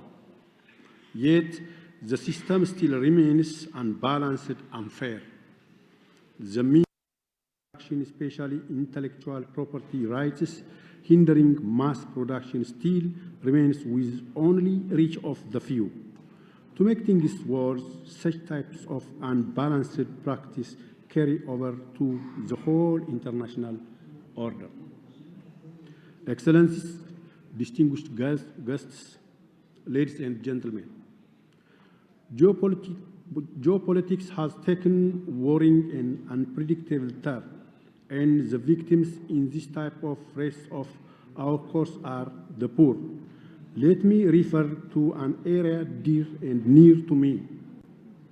The Red Sea and Horn of Africa region was during the Cold War and has once again become a point of contention amongst the powerful entities. Ethiopia has been able to fend off the threat, so doubting with the help of our African brothers in various forums and working on behalf of Ethiopians. In a way, it portrayed the importance of South-South cooperation in a geostrategic affair. Excellencies and distinguished guests, ladies and gentlemen, allow me to take a few minutes to brief this August Assembly on the current affairs of my country. Ethiopia has been hit by the enemy within. This threat, as stated above, was posed against the sheer existence of the Ethiopian polity. The Ethiopian people came together defending their sovereignty and assured the continuation of the Ethiopian state. The Ethiopian government decreed unilateral ceasefire by now, opened humanitarian corridors, and brought to justice preparatory wrongful acts. To ensure the safety and security of the Ethiopian people, the Parliament put in place emergency laws limiting the use of violence. By now, we uplifted the emergency laws. To further bring national consensus, the government established the National Dialogue Commission, which is tasked with facilitating an inclusive dialogue and reconciliation process in the country. National dialogue would bring about national consensus, which in turn would ensure the lasting peace. The process of establishing the said commission followed the supreme law of the land in consultation with the main stakeholders, staffed with the competent and neutral professionals. Another important development in my country is the launching of the first phase of power generation of the Grand Ethiopian Renaissance Dam. I would like to take this opportunity to congratulate the fellow Ethiopians as well as the Nile Basin family. Ethiopia sees the dam as a symbol of development and cooperation. Politicizing the purely development project would not benefit any of countries. Excellencies, distinguished guests, ladies and gentlemen, associations which such as ours have carried heavily responsibilities, we have to make sure that our citizens' welfare is guaranteed. To that end, the South-South cooperation needs to work together in order to benefit from the international economic order. Over the last 3 years, my government has enacted laws and regulations that will better integrate the Ethiopian economy into the international economic and financial institutions. Bottlenecks and red tapes such as logistics, connectivity, cases of financial flows, and heavily competitive business environment are being instituted. We have to bear in mind that we are not only trying to open up, but also stay competitive and benefit from the gains and advancements that the international system provides. A joint mechanism in this regard will take us further in the deploying appropriate means and directing our executives. The international economic and financial system provides economic benefits in order to realize those benefits for the well-being of our citizens. We have to make sure that the system also works in favor of us. Our producers should produce the standard, but they should not also be subjected to unfair rules. We also need to put in place mechanisms to benefit from pricing of the commodities.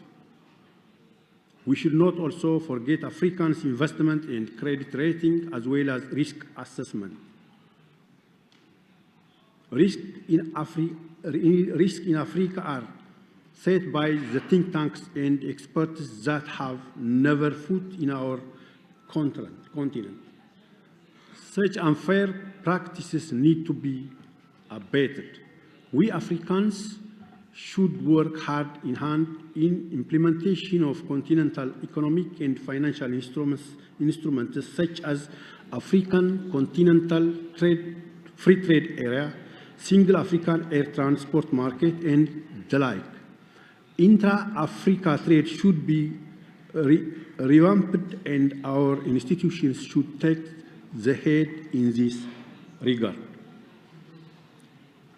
Their Excellencies and distinguished guests, ladies and gentlemen, let me also highlight an issue doubting for all humanity. The climate change continues to raise, depicting all sorts of the natural disasters, be it floods, droughts, storms, unpredictable weather, rising temperature, and unknown disease thereafter. The world in general and those responsible for the major share of the emission in particular need to take UNFCCC reports seriously. The globe continues to witness better periods every year. In this framework, we should work on way to bring those responsibilities to Copenhagen 27 more acceptable. We also need to work on mitigation on our side and adapt to a new way of life with increased flow of resources. The South continues to suffer from maladies to which we have contributed from insignificant to none, and this has to stop now. Excellencies, ladies and gentlemen, finally, I would like to assure you that Ethiopia looks forward devotedly to further strengthen its parliamentary relations with Africa, the Arab world, the Latin and Caribbean. I strongly believe that the excellent relations that exist among countries will help us to develop further avenue of cooperation. We shall further strengthen our cooperation and learn from each other in order to realize common vision for the benefits of our peoples and achieve peaceful, prosperous, and integrated countries. And finally, I would like to appreciate the warm reception of the Moroccan Council and the treatment we have taken. Thank you very much. Thank you. Thank you, Mr. Speaker, and you can take place here.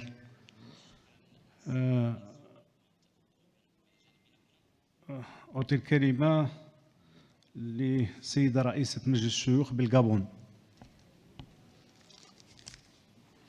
على أساس بأنه ستتوقف الجلسة في 1 واستكمال الكلمات بعد الغداء مباشرة.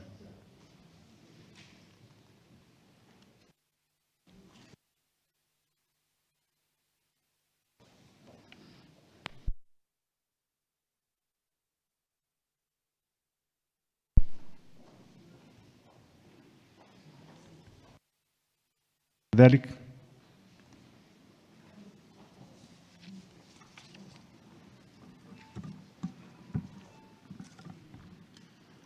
Excellences, Monsieur le Président Eman Mayara, Excellences, chers collègues, distingués invités, Mesdames et Messieurs, je suis très honorée de prendre la parole devant cette éminente assemblée.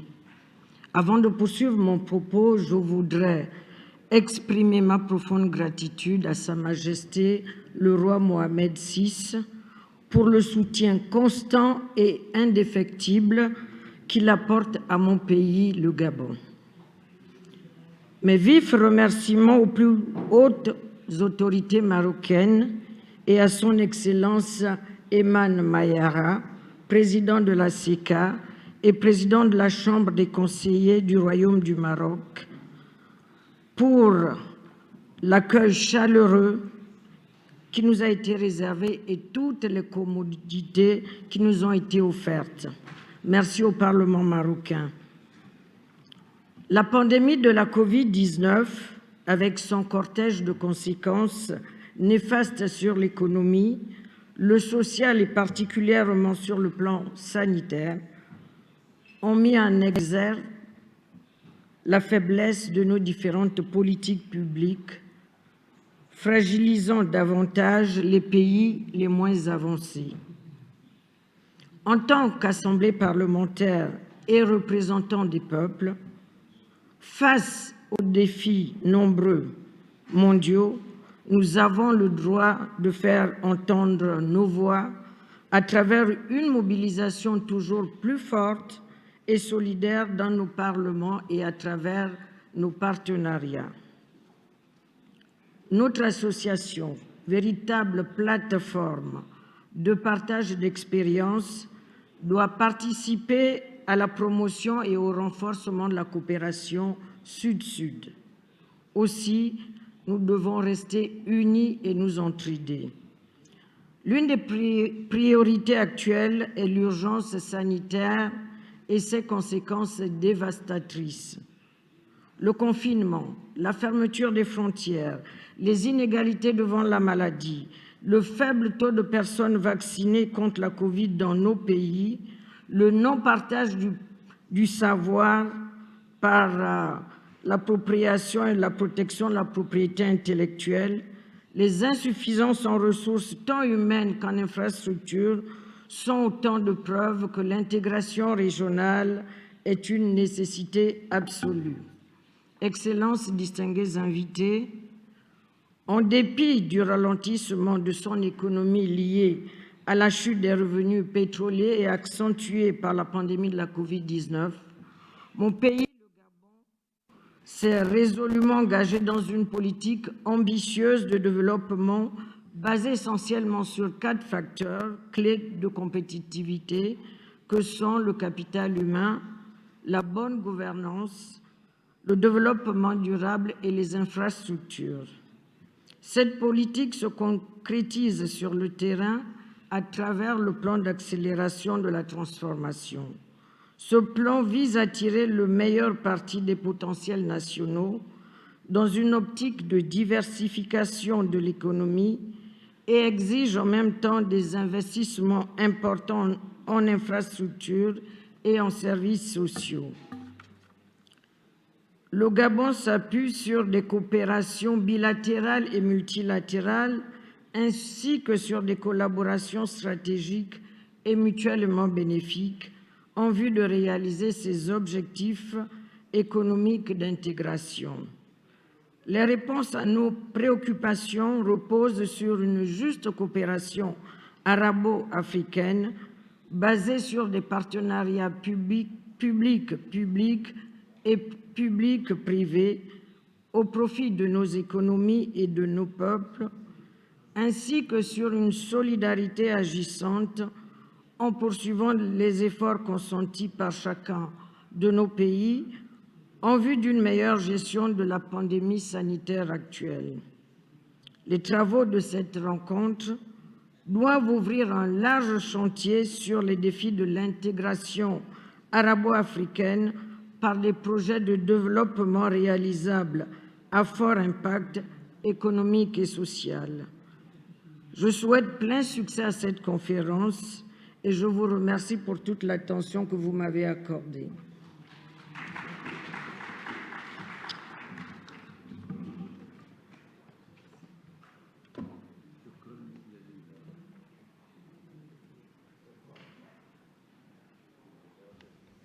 ألو، شكرا جزيلا.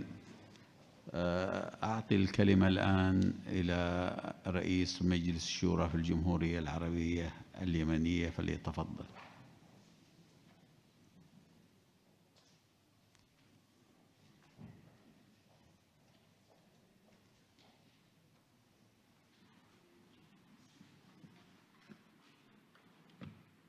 بسم الله الرحمن الرحيم وبه نستعين على أمور الدنيا والدين. الأخ العزيز النعم ميارة رئيس مجلس المستشارين رئيس رابطة الشيوخ والشورى والمجالس المماثلة في أفريقيا والعالم العربي، الأخ نائب الرئيس، الأخ الأمين العام يوسف بن علي، الأخوة رؤساء مجالس الشيوخ والشورى والمجالس المماثلة في إفريقيا والعالم العربي، الأخوة والأخوات الأعضاء الحاضرون جميعا، السلام عليكم ورحمة الله وبركاته. بداية أقدم لكم أخي رئيس مجلس المستشارين وعبركم إلى جلالة الملك محمد السادس ملك المملكة المغربية حفظه الله، وإلى الشعب المغربي الشكر والتقدير لدعوتنا لحضور مؤتمر رابطة مجالس الشيوخ والشورى والمجالس المماثلة في إفريقيا والعالم العربي. كما أنقل لكم ولأهلنا في المغرب وللقيادة المغربية تحيات فخامة الأخ الرئيس عبد الرب منصور هادي رئيس الجمهورية وكل زملائكم في مجلس الشورى والنواب.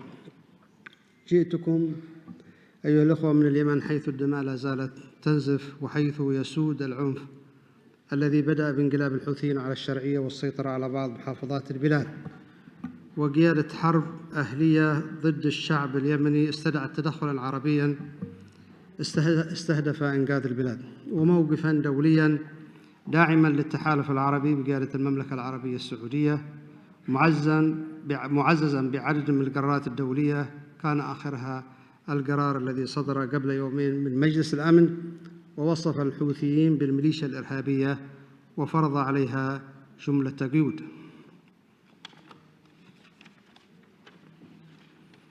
إننا نعتبر قرار مجلس الأمن رؤية والتزاما دوليين يرسم الحدود في التعامل مع الحوثيين وحلفائهم في الإقليم. إن الكثير من أصدقائنا ربما يغيب عن بالهم أننا في الشرعية قد ذهبنا مرات عديدة للتفاوض مع الحوثيين بغية الوصول إلى سلام عادل ودائم وشامل يستند إلى مرجعياته التي توافقنا عليها. رفض الحوثيون كل ما توصلنا إليه في جنيف وفي دولة الكويت الشقيقة، وعطلوا اتفاق ستوكهولم، وواصلوا العنف بهدف السيطرة على اليمن بحجج خرافية يزعمون بها حقا إلهيا في الحكم. لكن الشعب اليمني رفض هذا الادعاء وقاومه على مدى 7 سنوات بدعم من أشقان العرب، ولا زال يقاوم. إنها الحرب وباء آخر، فيروس اجتماعي قاتل ومدمر خطر يفوق فيروس الكورونا وتحوراته الملاحقة. بالنسبة لليمن، هذا الفيروس ذو صلة بعلاقة مشبوهة مع دولة إقليمية كانت ولا زالت سببا في حروب المنطقة وفي تهديد أمنها، هم سبب إطالة أمد الحرب في بلادنا، وهم سبب سفك كل هذه الدماء وكل هذا الدمار. يحدث فيروس كورونا تحولا في نمط حياتنا، أما فيروس الحوثيين في بلادنا فيؤدي إلى قتل الآلاف من أبنائنا، يهدد وجودنا، وأكثر من ذلك يهدد كيان الدولة ووحدة المجتمع، ويزيد من حدة التناقضات الاجتماعية، ويبعث البؤس في أسوأ صوره وأشكاله. يحاول الحوثيون القيام بمحاولة عنصرية لفرض واقع ليس بالإمكان فرضه أو قبوله. أخي الرئيس، نحن ندعم جهودكم وكل الجهود المشتركة لجعل مجالسنا الشوروية والنيابية والمشيخية أكثر فعالية في المستقبل في مواجهة الأوضاع السياسية والاقتصادية تلك التي تأثرت بالجائحة العالمية، حيث فقدت مجتمعات الكثير من قدراتها الاقتصادية وبعضا من قدراتها الإنتاجية. لا زال البعض يعاني منها حتى اليوم. ندعم كل جهد لتعزيز التعاون بين العالمين العربي والإفريقي. الفارق الذي كان أحد معطيات الجائحة وتجلياتها الكارثية الوبائية هو أن الأغنياء تمكنوا من مواجهة الآثار الناجمة عن الفيروس، فيما الفقراء يعانون كثيرا وهم يتصدون لهذه الكارثة، رغم الإقرار بجهود غير قليلة قامت بها منظمات الأمم المتحدة. وفي بلدنا كانت جهود الأشقاء في الإغاثة الإنسانية في التحالف العربي بقيادة المملكة تبدو أكثر وضوحا في التخفيف من معاناة الحرب وويلاتها. نقدر دعم المغرب لبلادنا في أزمتها الراهنة ودعمها للشرعية ممثلة في فخامة الأخ الرئيس عبد الرب منصور هادي وفي كل المحافل الدولية. نحن في الشرعية ندعم جهود الرابطة برئاستكم أخي الرئيس في مواجهة الأخطار المحدقة بالوطن العربي والدول الإفريقية. لقد رفضنا كل محاولات المساس بالدولة الوطنية في العالم العربي وبوحدة أراضيها. رفضنا كل محاولة لتقسيم المقسم، لهذا نرفض كل محاولة من شأنها تقسيم اليمن، فوحدة اليمن هي في قلب الصراع كما أن بذات الوقت نرفض كل محاولة للتقسيم في الوطن العربي. تشدنا التجربة الديمقراطية في بلدكم الجميل المملكة المغربية، وتبعث فينا الأمل بأوطان عربية تحترم الإنسان وترعى حقوقه ومصالحه، ونظم مدنية تسعى للتحديث، والمغرب نموذجها الساطع في الديمقراطية والتنمية وبناء الإنسان. كما ندعم جهود المغرب لتطوير العلاقات بين أعضاء الرابطة، فقد نجحت الجهود المشتركة في مواجهة مشكلات كثيرة في العالم من بينها جائحة كورونا. كل الشكر والتقدير أخي الرئيس لحسن الاستقبال وكرم الضيافة، والشكر موصول عبركم إلى الشعب المغربي الشقيق ملكا وحكومة وشعبا. لقد نجحت المملكة في تنظيم هذا المؤتمر ووضعت لبنة أخرى في بناء العلاقات بين أعضاء الرابطة العرب والأفارقة. والسلام عليكم ورحمة الله وبركاته.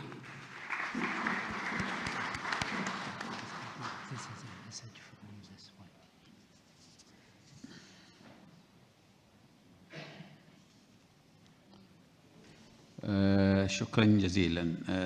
اخواني اسمحوا لي ان اعطي الكلمه الى السيد معالي رئيس مجلس الاتحادي لجمهوريه اثيوبيا حول العلاقات العربيه الافريقيه والتعاون والتضامن ما بينهما. فليتفضل. بليز.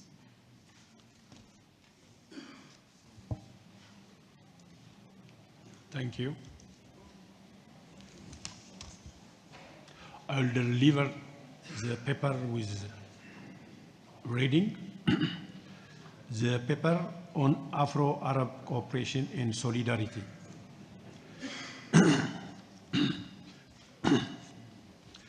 The reality of Arab-African cooperation. Based on the available figures, Africa's exports to the Arab world amounted to 6.5% of its total exports during the past years, while the Arab world's exporting to Africa represented less than 6%. And this data confirms the weakness of the cooperation indicators between Africa and Arab countries.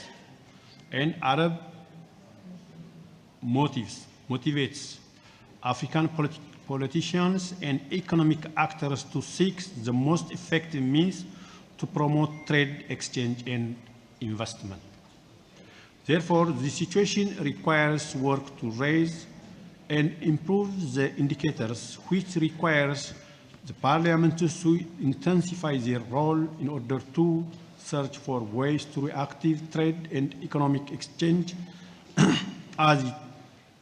as well as search for a few opportunities to develop economic, commercial, and investment cooperation between Arab and African countries and the role of parliaments in this regard.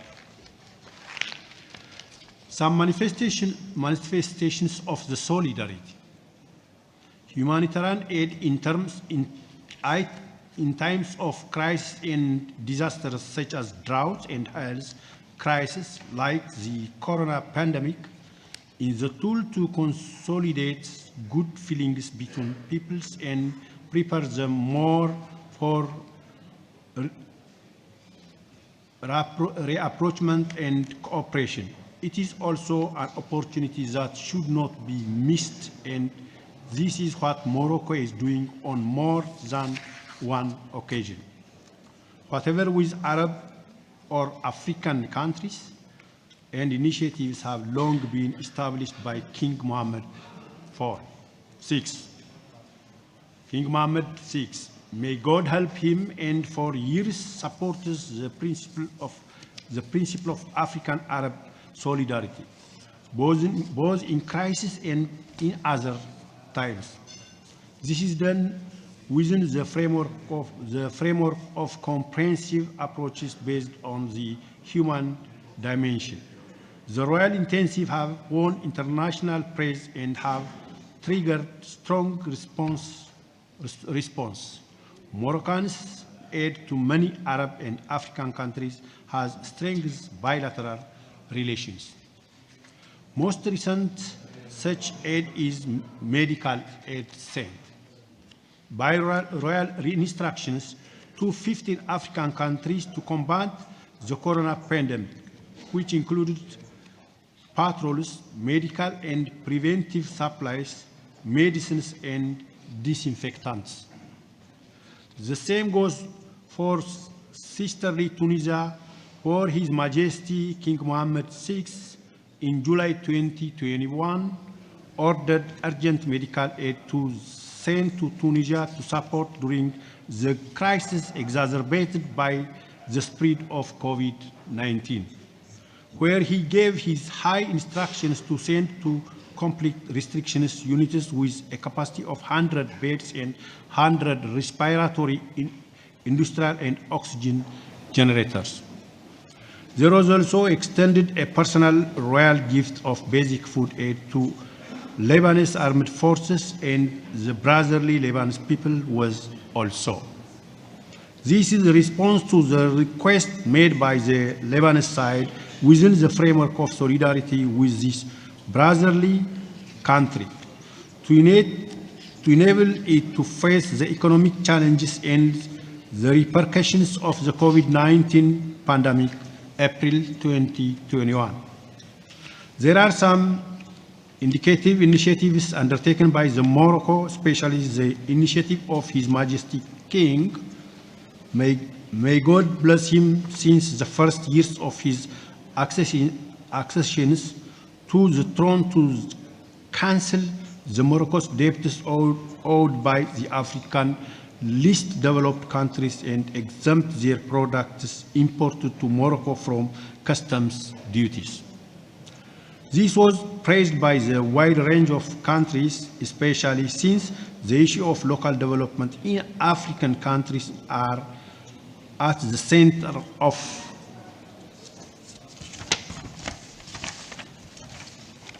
the kingdom interest. Further, we should not forget the distinguished work done by His Majesty in the field of developing commercial networks for the benefit of investors in our African continent.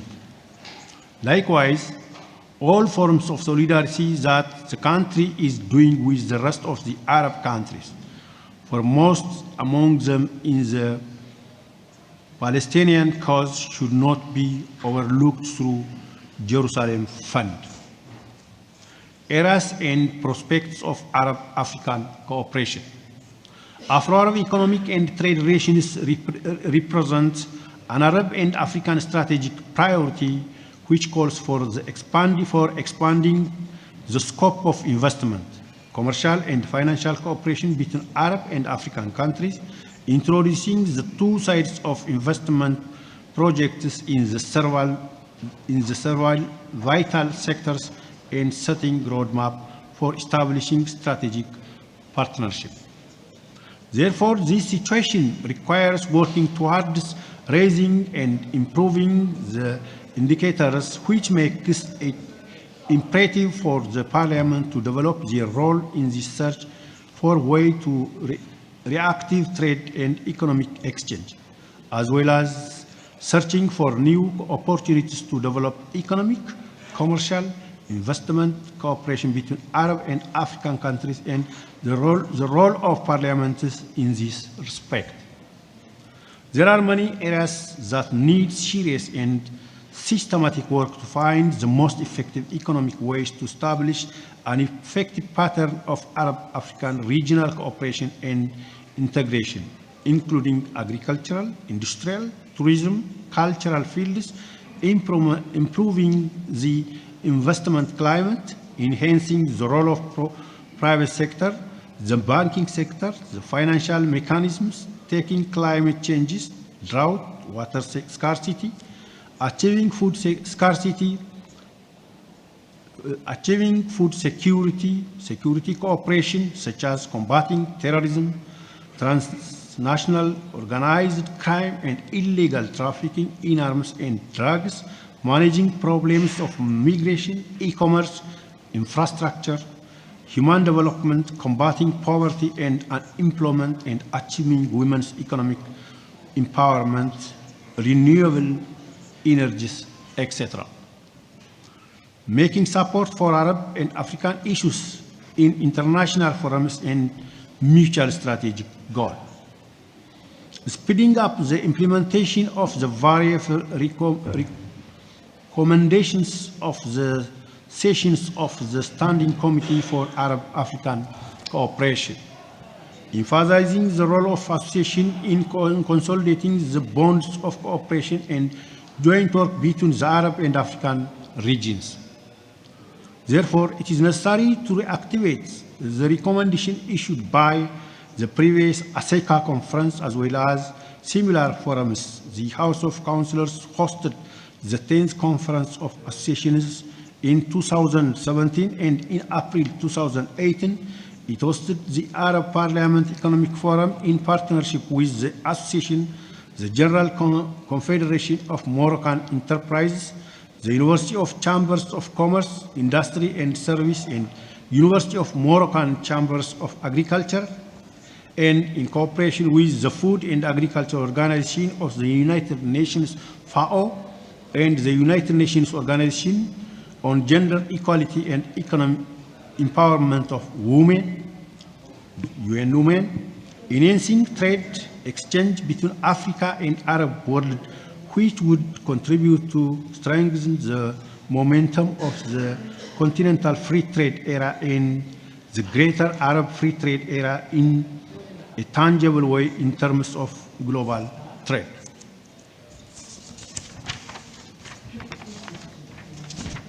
Intensive regional integration between the two regions would support their countries' efforts at structural transportation and diversity, as well as contribute to raising the status of Africa and the Arab world on the global trade scene. It is necessary to establish an economic bloc between the Black continent and the Arab countries, which is able to negotiate and defend the vital interests of the African continent and the Arab countries. Economic experts confirm in this regard that the success of establishing continental free trade area and contribute to increasing the volume of trade between African countries by 22%, and would add about $1 trillion to the global economy. Working toward this reactivates all means of Arab and African economic integration and removing all obstacles that prevent the integration, whether political or economical.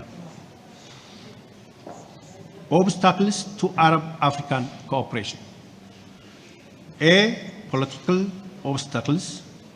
The inability of the Arab and African sides to maintain regularity of the meeting and work of the specialized technical cooperation committees, in particular the Standing Committee for Arab-Afro Cooperation, which is the focus of cooperation between the two sides.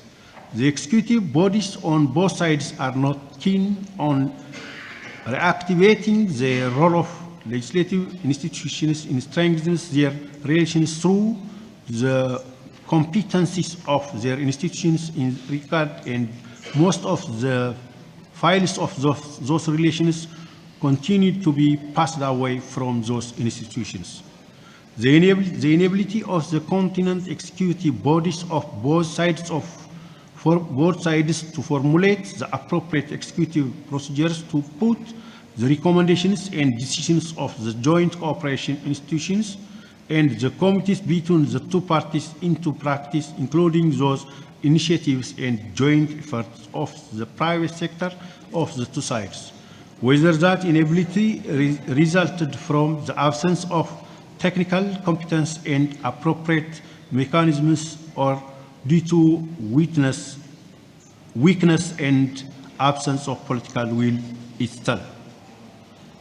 The other is economic obstacles. The low level of trade exchange between Arab and African countries in general and weakness of the volume of Arab direct investment in Africa, both public and private. The absence of strategic vision for the Arab support policy regarding supporting the role of the Africa and Arab private sector by enabling it to benefit from the aid allocated for the development field. Lack of clear vision regarding the nature of legislation encouraging investment and incentive and guarantees for the investment, especially in African countries. The difficulty of cash and financial transfers through some African countries and absence of stable financial and economic policies that are reassuring, in addition to suffering of some African Arab countries from political instability. The lack of communication channels between components of the Arab and African private sectors in regular institutional manner. The multiplicity of channels and levels of initiatives for providing Arab support to Africa in absence of coordination in collective institutional form or the existence of arrangements and priorities adapted to the requirements of each stage of the development or regional and international situations. Lacks of data and information available on the investment opportunities in Africa. The absence of unified database or information bank to document, monitor, and analyze the decisions issued and financial, economic, cultural, and social implementation steps taken in this regard by those funds are the problems. I thank you very much. Thank you. الكلمة الآن إلى جمهورية الكونغو.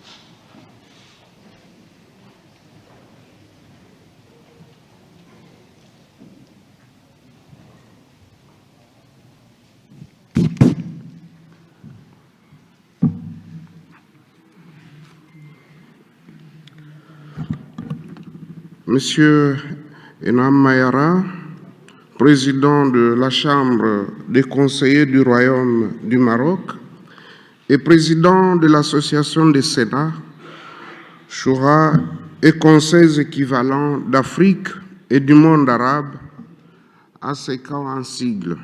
Monsieur le secrétaire général de l'Association des Sénats, Shura et conseils équivalents d'Afrique et du monde arabe, Messieurs les présidents des Sénats, Shura et conseils équivalents d'Afrique et du monde arabe et chers collègues, honorables délégations des pays d'Afrique et du monde arabe.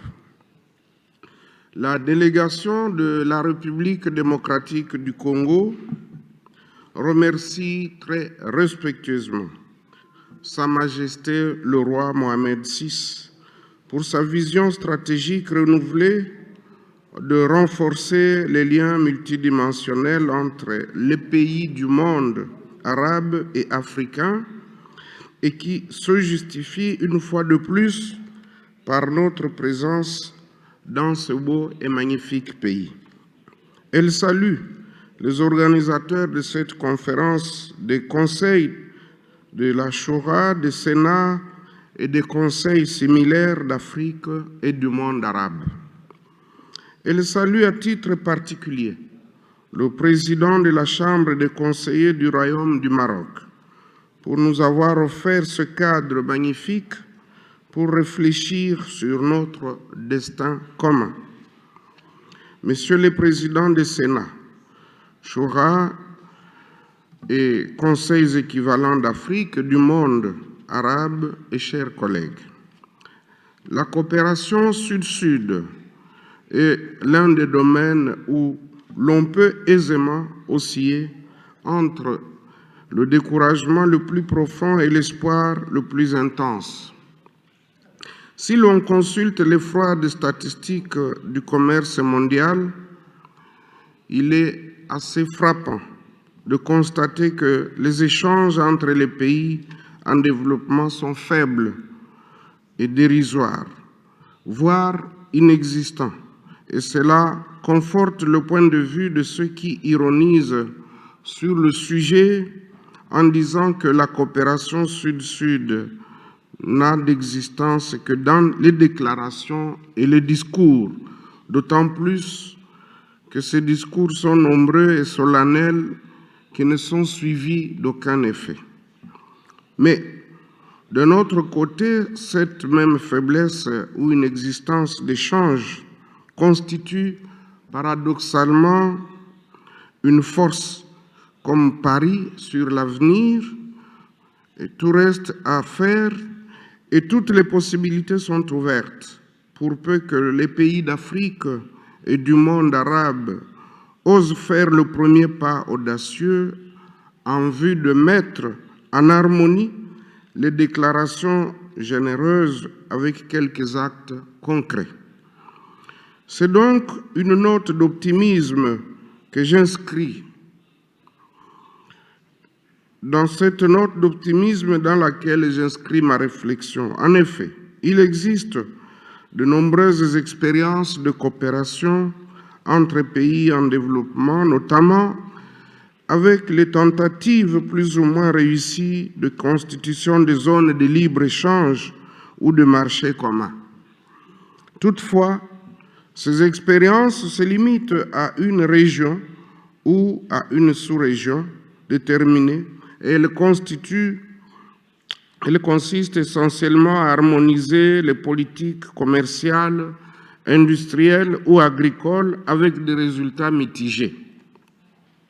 Dans le cadre de la pandémie de Covid-19, réfléchir sur la coopération et la solidarité arabo-africaine conduit à prendre en compte 3 éléments de spécificité. Il s'agit d'abord des relations entre les 2 grandes régions, 2 continents, et cette dimension intercontinentale doit être en elle-même un événement notable. Il s'agit ensuite d'un test de solidarité entre pays du Sud, permettant de savoir s'ils sont en mesure de bâtir une autre forme de coopération dans un contexte de crise pandémique mondiale qui appelle à réinventer notre façon de vivre ensemble. Il s'agit enfin de trouver les moyens de coordonner une importante politique des investissements et assurer l'attractivité économique de nos pays respectifs dans un contexte de crise sanitaire mondiale. Il convient ici de souligner que cette approche constitue incontestablement une situation nouvelle dans l'histoire des relations arabo-africaines. Situation qui offre aujourd'hui à nos pays la chance formidable de réaliser ensemble plusieurs objectifs. En effet, tous les observateurs n'ont eu de cesse de souligner de nombreuses ressources et d'énormes potentialités que regorgent les pays arabes et les pays africains qui, à partir de leurs matières premières et de leur disponibilité financière, peuvent concevoir les voies de leur développement économique, social et culturel.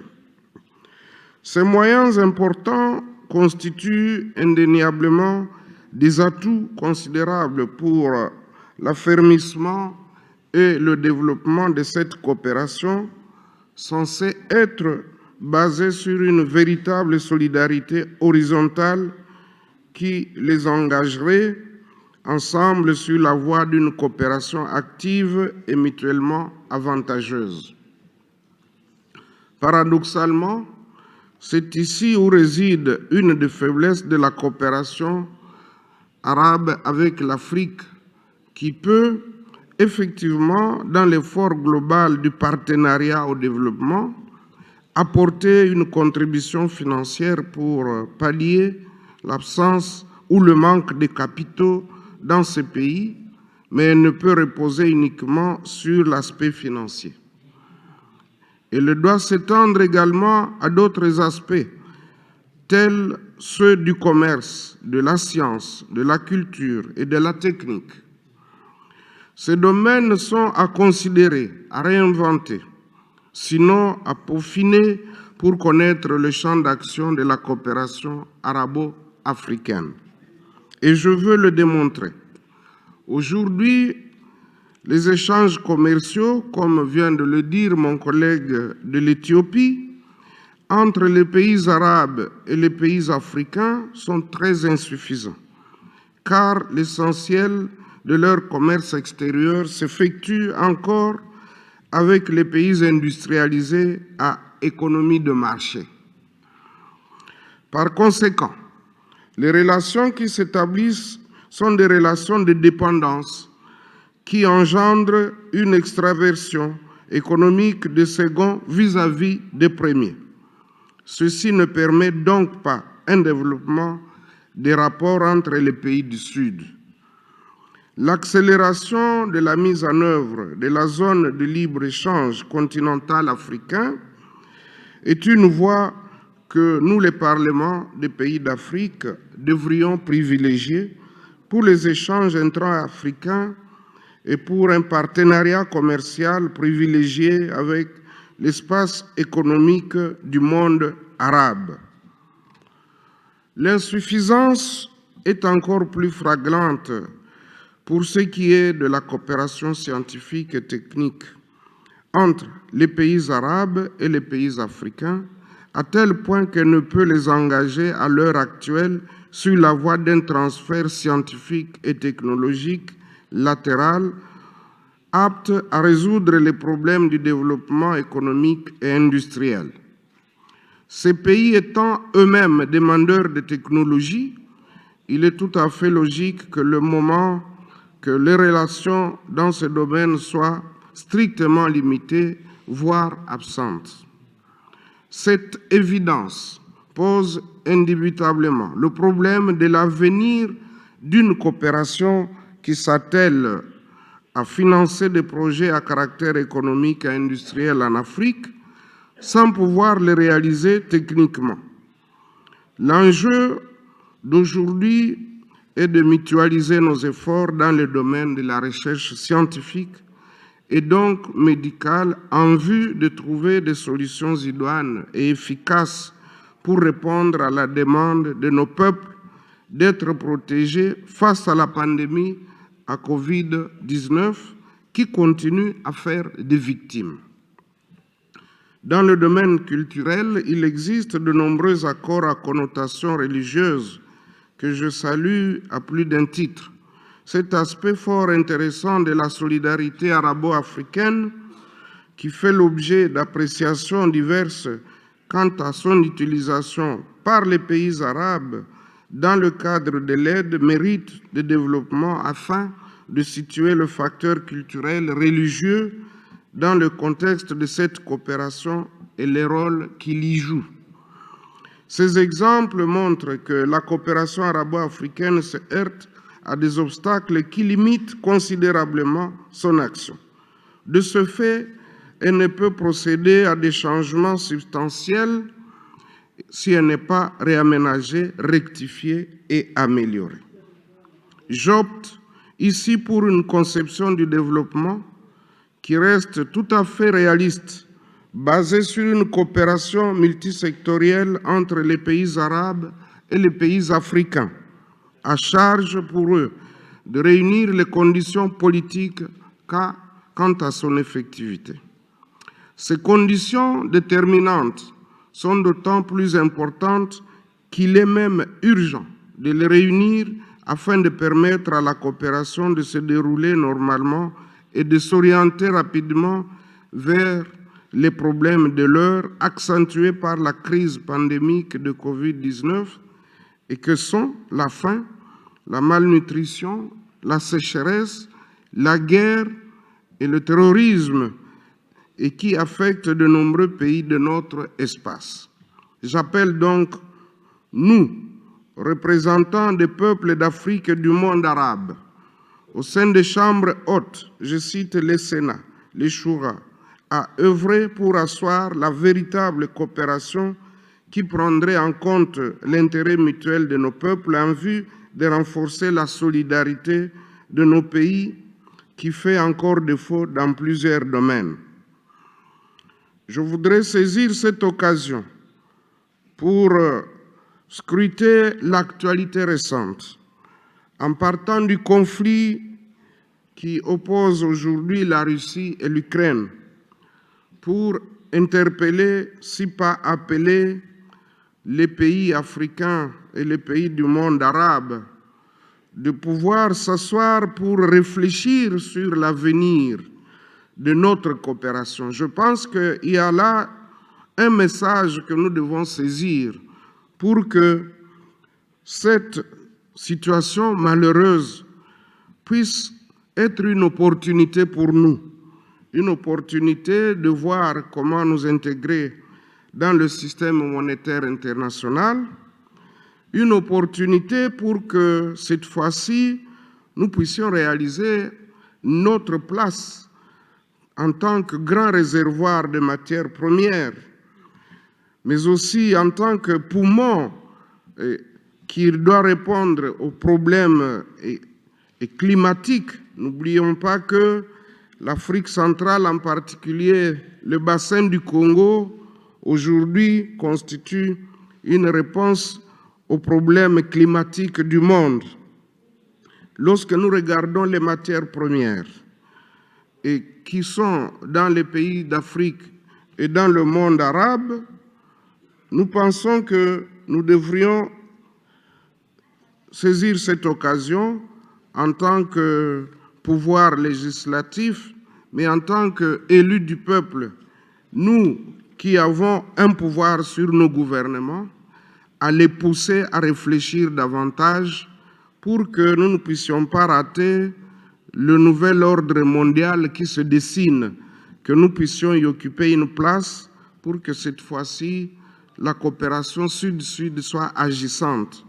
Et je recommande donc qu'à l'issue de cette rencontre, il y ait une commission spéciale qui devra réfléchir sur le nouvel ordre mondial au vu de la crise entre la Russie et l'Ukraine et voir quelles sont les opportunités.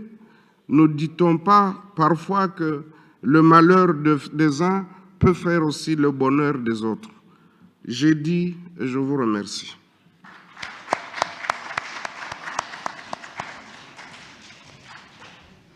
شكرا جزيلا. الكلمة الآن إلى دولة قطر فليتفضل.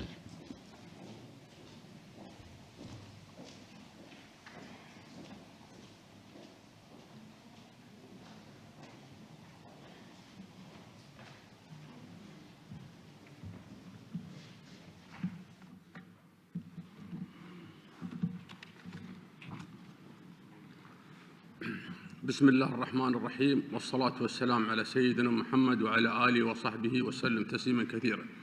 معالي الأستاذ النعم ميار رئيس مجلس المستشارين في المملكة المغربية الشقيقة ورئيس رابطة مجالس الشيوخ والشورى والمجالس المماثلة في أفريقيا والعالم الإسلامي، أصحاب المعالي والسعادة رؤساء مجالس الشيوخ والشورى والمجالس المماثلة في أفريقيا والعالم العربي ورؤساء الوفود، الحضور الكرام، يسعدني أن أخاطبكم باسمي وباسم أعضاء وفد مجلس الشورى القطري المشارك في أعمال هذا المؤتمر، وأن أتوجه بالشكر للمملكة المغربية الشقيقة حكومة وشعبا على استضافتهما للمؤتمر الحادي عشر للرابطة وعلى حسن الإعداد له.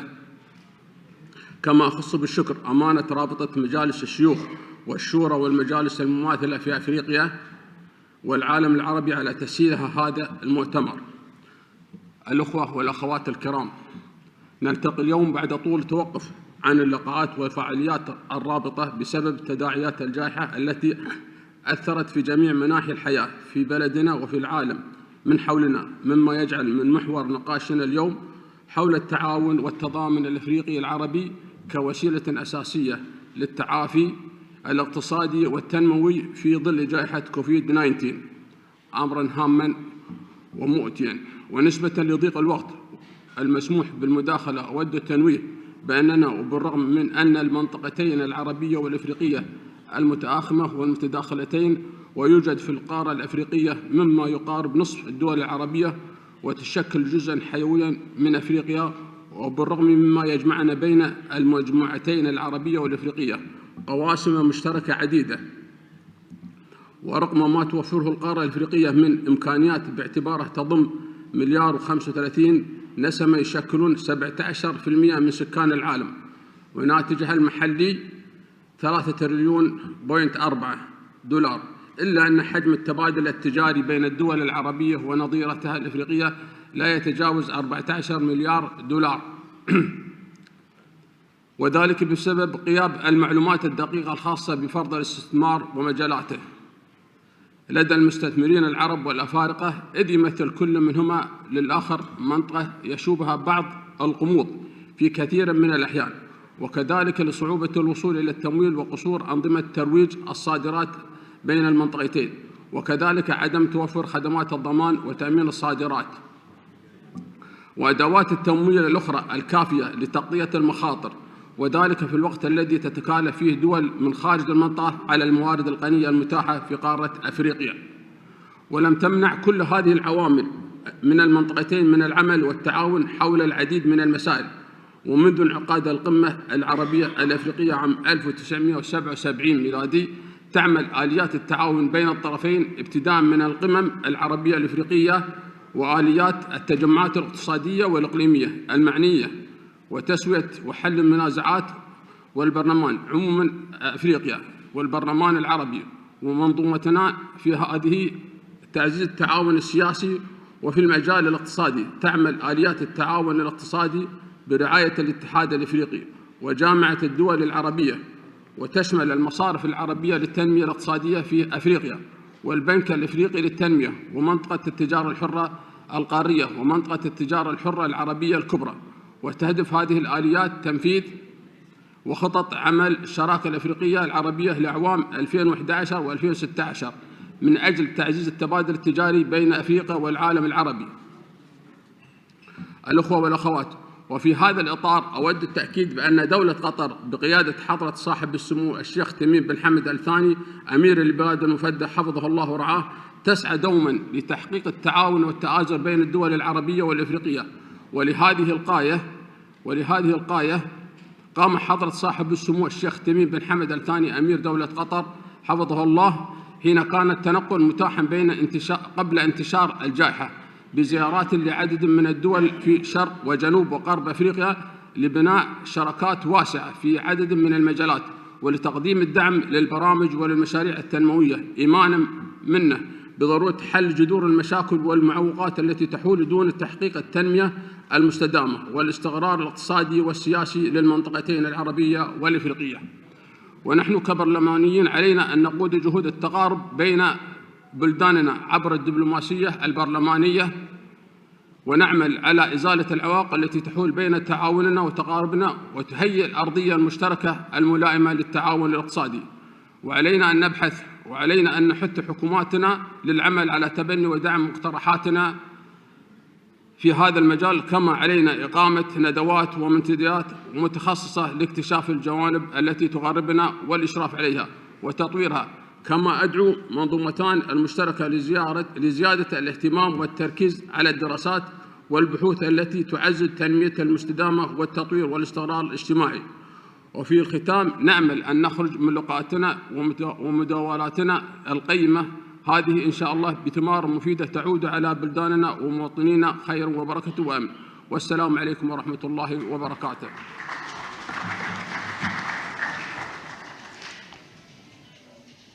الكلمة الآن إلى جمهورية بوروندي.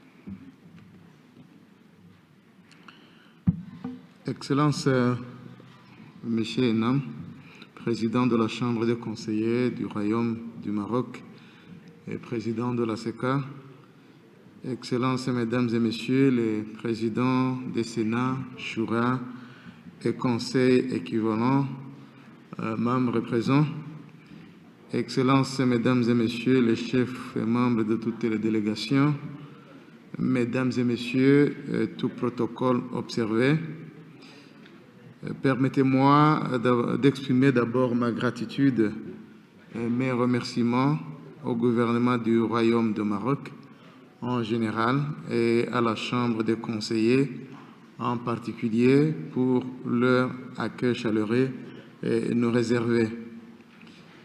La COVID-19 a gravement impacté les différents pays du monde et a coûté la vie à des centaines de milliers de personnes.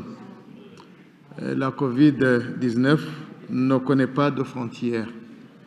Il n'y a pas de région dans le monde qui est à l'abri du virus. Le monde entier fait face à la mission de vaincre le virus, de stabiliser l'économie et de garantir le bien-être de la population. En effet, le thème vient au point nommé, car la solidarité et la coopération entre les deux régions est plus que nécessaire pour faire face à ce fléau. Nous devons mener en parallèle la riposte sanitaire et les activités économiques. Plus précisément, il faut promouvoir l'emploi au sein de l'espace afro-arabe, mettre en valeur de nouveaux modèles et formes d'activités économiques apparus dans le contexte sanitaire pour bien développer les secteurs émergents. Il faut continuer à renforcer le partage d'expériences en matière de riposte sanitaire, continuer à promouvoir la coopération relative à l'accroissement de l'aide humanitaire aux populations vulnérables. Il faut aussi que nous nous engagions davantage dans les domaines de la lutte contre les maladies infectieuses qui continuent à provoquer des dégâts énormes et dans le renforcement de la sécurité alimentaire. Aucun gouvernement ne peut seul faire face à cette menace. C'est par la solidarité et la coopération que les pays peuvent surmonter les ravages causés par ce fléau. Seule une réponse collective permettra de vaincre cette pandémie. Pour y parvenir, nous devons renforcer le partage d'informations et les échanges d'expériences adopter des mesures fortes en matière de protection, de traitement et fournir plus d'assistance aux pays nécessiteux pour les aider à venir à bout de la COVID-19. Face à ce défi sanitaire, le Burundi a eu des soutiens en provenance de nombreux partenaires. Grâce aux efforts du gouvernement et de la population liés à la coordination des structures de prévention mises en place, des mesures fortes ont été prises, ont permis d'atténuer la situation et d'obtenir des résultats encourageants. Nous avons le devoir de créer un environnement favorable à la lutte contre la COVID en contribuant à la résolution des conflits. Les pays en conflit sont les maillons faibles dans cette bataille sanitaire mondiale. Les parties en conflit doivent quitter le champ de bataille pour se concentrer sur la lutte contre la COVID-19. Souvent, certains pays se voient imposer des sanctions en même temps qu'ils doivent faire face aux multiples défis sécuritaires et au combat contre la COVID-19. Les exemples sont nombreux en Afrique. Nous devons user de toute notre influence pour que les sanctions unilatérales et les autres mesures coercitives sous toutes leurs formes imposées à ces pays soient levées en vue de créer des conditions idoines à la réalisation des objectifs de développement durable.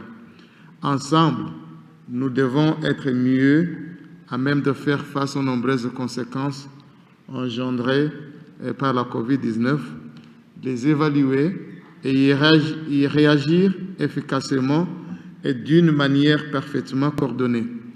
La pandémie de la COVID-19 nous a rappelé brutalement et dans la douleur que nul n'est en sécurité, que tout le monde n'est pas en sécurité. Sans sécurité, pas de redressement économique, pas de développement durable. Comme l'a si bien dit M. Wang Yi, conseiller d'État et ministre des Affaires étrangères de la République populaire de Chine, à la session extraordinaire de l'Assemblée générale des Nations unies, poursuivons la vision d'une communauté d'avenir partagée pour l'humanité et avançons avec détermination au travers de cette période difficile vers l'aurore de la victoire. Merci de votre aimable attention. Que Dieu vous bénisse.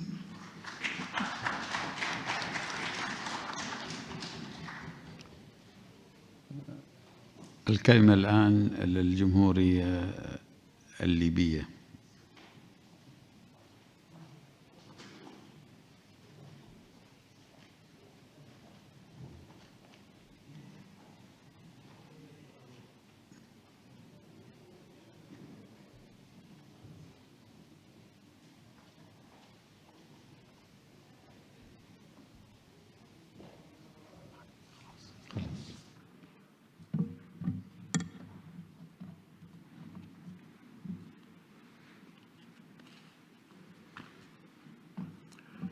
بسم الله الرحمن الرحيم. في البداية أود أن أصحح دولة ليبيا. معالي السيد رئيس مجلس المستشارين للمملكة المغربية الشقيقة، رئيس رابطة مجالس الشيوخ المماثلة في أفريقيا والعالم العربي، معالي السيد رئيس مجلس النواب بالمملكة المغربية الشقيقة، السادة رؤساء مجالس الشيوخ والشورى والمجالس المماثلة في أفريقيا والعالم العربي، السادة والسيدات أعضاء مجالس الشيوخ والشورى والمجالس المماثلة في دول أفريقيا والدول العربية، السيد رئيس البرلمان العربي، السيد الأمين العام للرابطة، السادة الحضور، السلام عليكم ورحمة الله تعالى وبركاته. يطيب لي في البداية أن أتقدم إلى معالي السيد النعم ميار المحترم بخالص التهنئة على الثقة التي منحت له من قبل مجلس المستشارين بانتخابه رئيسا للمجلس، متمنيا له النجاح والتوفيق في مهمته. كما نتقدم بجزيل الشكر وخالص الامتنان للمملكة المغربية ملكا وحكومة وشعبا على حفاوة الاستقبال وكرم الضيافة، والشكر موصول إلى الأمين العام للرابطة ومساعديه والطاقم الإداري المسير. كما أود أن أنقل لكم تحيات معالي السيد خالد عمار رئيس المجلس الأعلى للدولة، وإلى جميع رؤساء وأعضاء المجالس النيابية العربية والأفريقية، وبالخصوص البرلمان المغربي بغرفتيه، متمنيا لهم التوفيق والسداد. يسعدنا المشاركة رفقة إخواني أعضاء البرلمانات العربية والأفريقية في مؤتمر رابطة مجالس الشيوخ والشورى والمجالس المماثلة في أفريقيا والعالم العربي. هذا المؤتمر الذي ينعقد بمقر مجلس المستشارين بالمملكة المغربية الشقيقة، والذي سوف نتداول ونتشاور في خارطة الطريق والعمل المستقبلي للرابطة، انسجاماً مع التحديات والرهانات المتزايدة المطروحة على مستوى المنطقتين الأفريقية والعربية. إن الروابط الاقتصادية والثقافية والبشرية والحضارية بين الشعوب العربية والأفريقية لها الأثر الأسمى والجوهري في تعزيز تجارب التعاون الإقليمية. وأن تضافر الجهود سيدفع بعجلة التعاون العربي الأفريقي في المجالات الاقتصادية والتنموية، ولا سيما في ظل ما يمر به العالم اليوم من تحديات لمواجهة جائحة كورونا 19. وبالتالي يحتم علينا الأمر بضرورة وضع خطط عملية كي تكون هناك شراكة عربية أفريقية للتعاون المتبادل في مثل هذه الظروف. وإذ تؤكد على أهمية التضامن العربي الأفريقي، فإن التنسيق الجيد مع جامعة الدول العربية والاتحاد الأفريقي بخصوص جائحة كورونا سيكون له الأثر الإيجابي في تقوية نجاح برامج التأهيل الاقتصادي والتنموي. أهمية هذا التضامن تكمن في الوصول إلى نتائج تقلل من الآثار السلبية للجائحة التي ألقت بظلالها على النمو الاقتصادي من جراء الحظر والإغلاق وانعكاساتها السلبية الاقتصادية والتنموية. إن المطلوب منا هو تشجيع آليات ومشاريع الشراكة العربية الأفريقية بما يوافق روابط التعاون ويجعلها في مستوى التحديات الراهنة المتعلقة بهذه الجائحة. في هذا الفضاء نأمل أن تكون هناك رؤى مشتركة تبين تصورات للنشاطات التنموية الاقتصادية والاجتماعية، ونشدد أيضاً أن نقدم على تعزيز الانفتاح بين جميع مجالس الشيوخ والمجالس المماثلة لها بالعالم أجمع. لقد أسهمت الظروف الآنية في محاصرة اقتصادات الدول النامية ولا سيما العربية والأفريقية منها، وإجبارها على نمط محدد كونها مصدر للمواد الخام والأيدي العاملة الرخيصة. ونتيجة للأوضاع السياسية والاقتصادية والاجتماعية في ظل هذه الجائحة والتغيرات المناخية التي تعيشها غالبية الدول العربية والأفريقية، يظهر مدى الحاجة للتوجه نحو تكتل سياسي واقتصادي يساهم في تعزيز التنمية المستدامة ومعالجة الواقع الاجتماعي والسياسي في أفريقيا والعالم العربي على نحو فعال. وبالتالي لمواجهة هذه التحديات ومخاطرها على المجتمع العربي والأفريقي نرى الآتي: أولاً، العمل على خلق فضاء عربي أفريقي قوي يعود بالفائدة على أبناء المجتمعين العربي والأفريقي. ثانياً، على البرلمانيين العرب والأفارقة العمل على تقوية البرلمانات العربية والأفريقية وخصوصاً مجالس الشيوخ والمجالس المماثلة، وعلى تعزيز رقابتها على أداء الحكومات ومدى التزامها بتنفيذ التعهدات الوطنية والدولية المتعلقة بالتنمية المستدامة، والاطلاع بدورها في سن التشريعات التي من شأنها تعزيز التعاون الاقتصادي والسياسي بين أفريقيا والوطن العربي. ثالثاً، تحفيز القطاع الخاص للاستثمار من خلال سن التشريعات المحفزة لمنح القروض التفضيلية ومنح حوافز ضريبية وجمركية تساعد على المنافسة، وكذلك سن التشريعات التي تدعم إنشاء شبكات النقل والمواصلات وتسهيل الحركة والنقل عبر الحدود المشتركة بين الدول. رابعاً، أن قدرة الدول العربية والأفريقية على مواجهة التحديات ومواجهة وباء كوفيد-19 مرهون بتغيير طبيعة ودور وممارسات مؤسسات الحكم في الحياة السياسية والاجتماعية والاقتصادية، والعمل على إيجاد مؤسسات مستقلة ومستقرة قادرة على التغلغل في المجتمع وتوظيف إمكانياته وتحقيق أهدافه وطموحاته.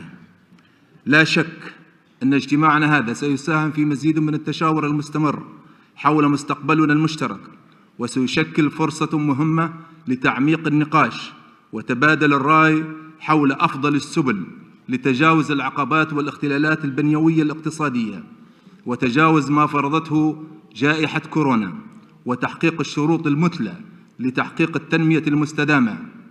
وفي الختام، نثمن عالياً الإدارة السامية نثمن عاليا الإدارة السامية والرؤية المتبصرة لجلالة الملك محمد السادس بشأن تعزيز الجهود الأفريقية لمقاومة الأوبئة وتشجيع النمو الاقتصادي بوضع سياسات تنموية لما بعد جائحة كورونا. شكرا على حسن الإصغاء، مكررا شكري للمملكة العربية المغربية الشقيقة ملكا وحكومة وشعبا على كرم الضيافة وحسن الاستقبال، والسلام عليكم ورحمة الله تعالى وبركاته. شكرا جزيلا. الكلمة الآن إلى مملكة سواتيني، فلتتفضل رئيسة المجلس.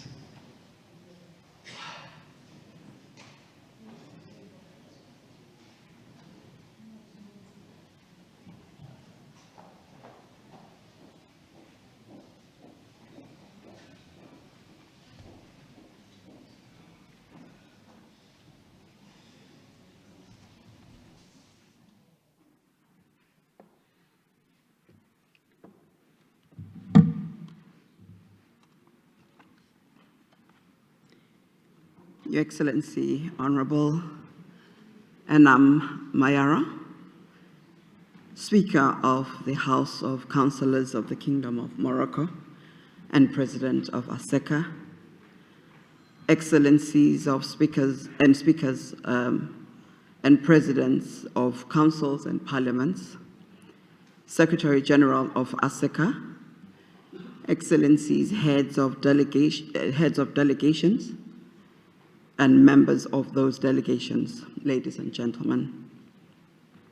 Please allow me to, first of all, express my gratitude to His Majesty King Mohammed VI, the government and the people of the Kingdom of Morocco for hosting this important 11th conference and 12th council meeting in this beautiful city of Rabat.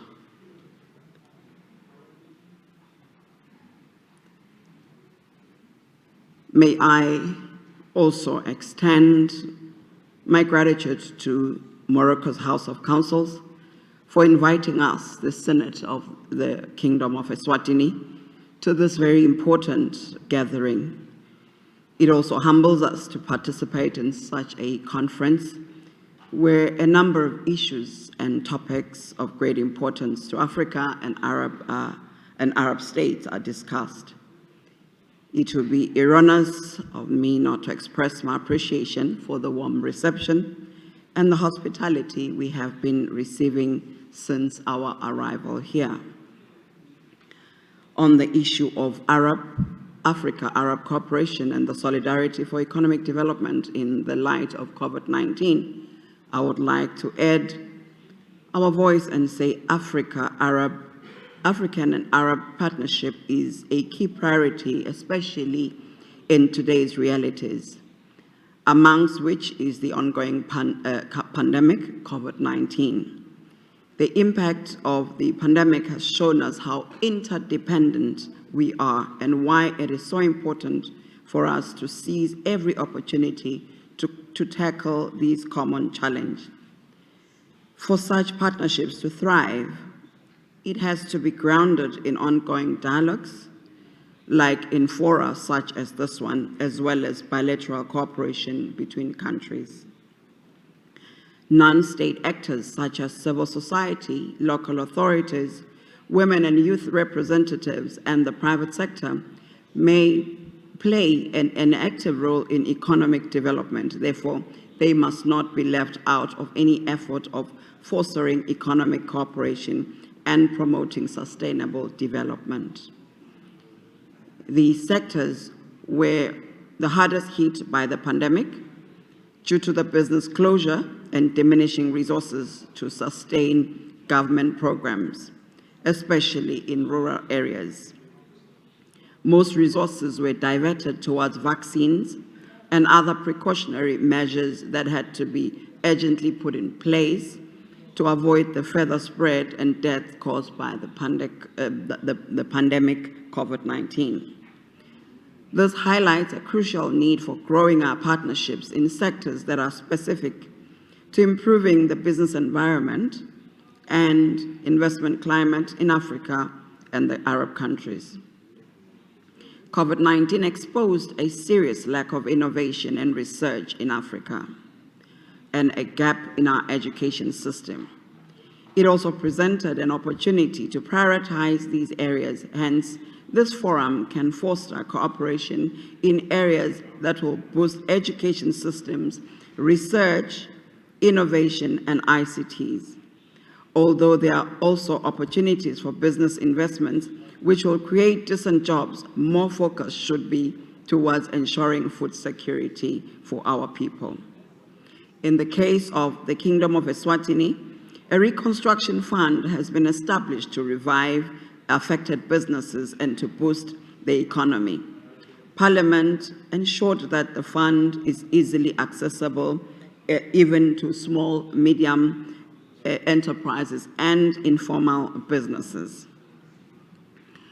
To mention some of the bilateral arrangements that we have and the benefits that we have had as a country between the Kingdom of Morocco and the Kingdom of Eswatini, I'd like to just highlight that the existing friendly relations between the two kingdoms sees smooth cooperation in many areas of state and interstate systems and interests, some of which, but not limited to, are the strengthening of bilateral relations. The government of Eswatini has agreed to enter into mutual arrangement on visa-free travel for diplomatic service passport holders. It has also recently established an embassy here in the Kingdom of Morocco, again to advance our diplomatic relations. I'm pleased to also highlight that the Kingdom of Morocco has pledged scholarships to Eswatini students under the education sector to empower skills and expertise needed in the growth of the country. The Kingdom of Eswatini benefited immensely from bilateral relations with the Kingdom of Morocco when markets to source PPE were congested. Our friend and partner, the Kingdom of Morocco, donated PPE to Eswatini in order to save our people. May I just say, this conference is very important for us to ensure that such relations continue, and that it is our hope that the conclusions of this conference will have a lot of benefits for our people. I thank you for your kind attention.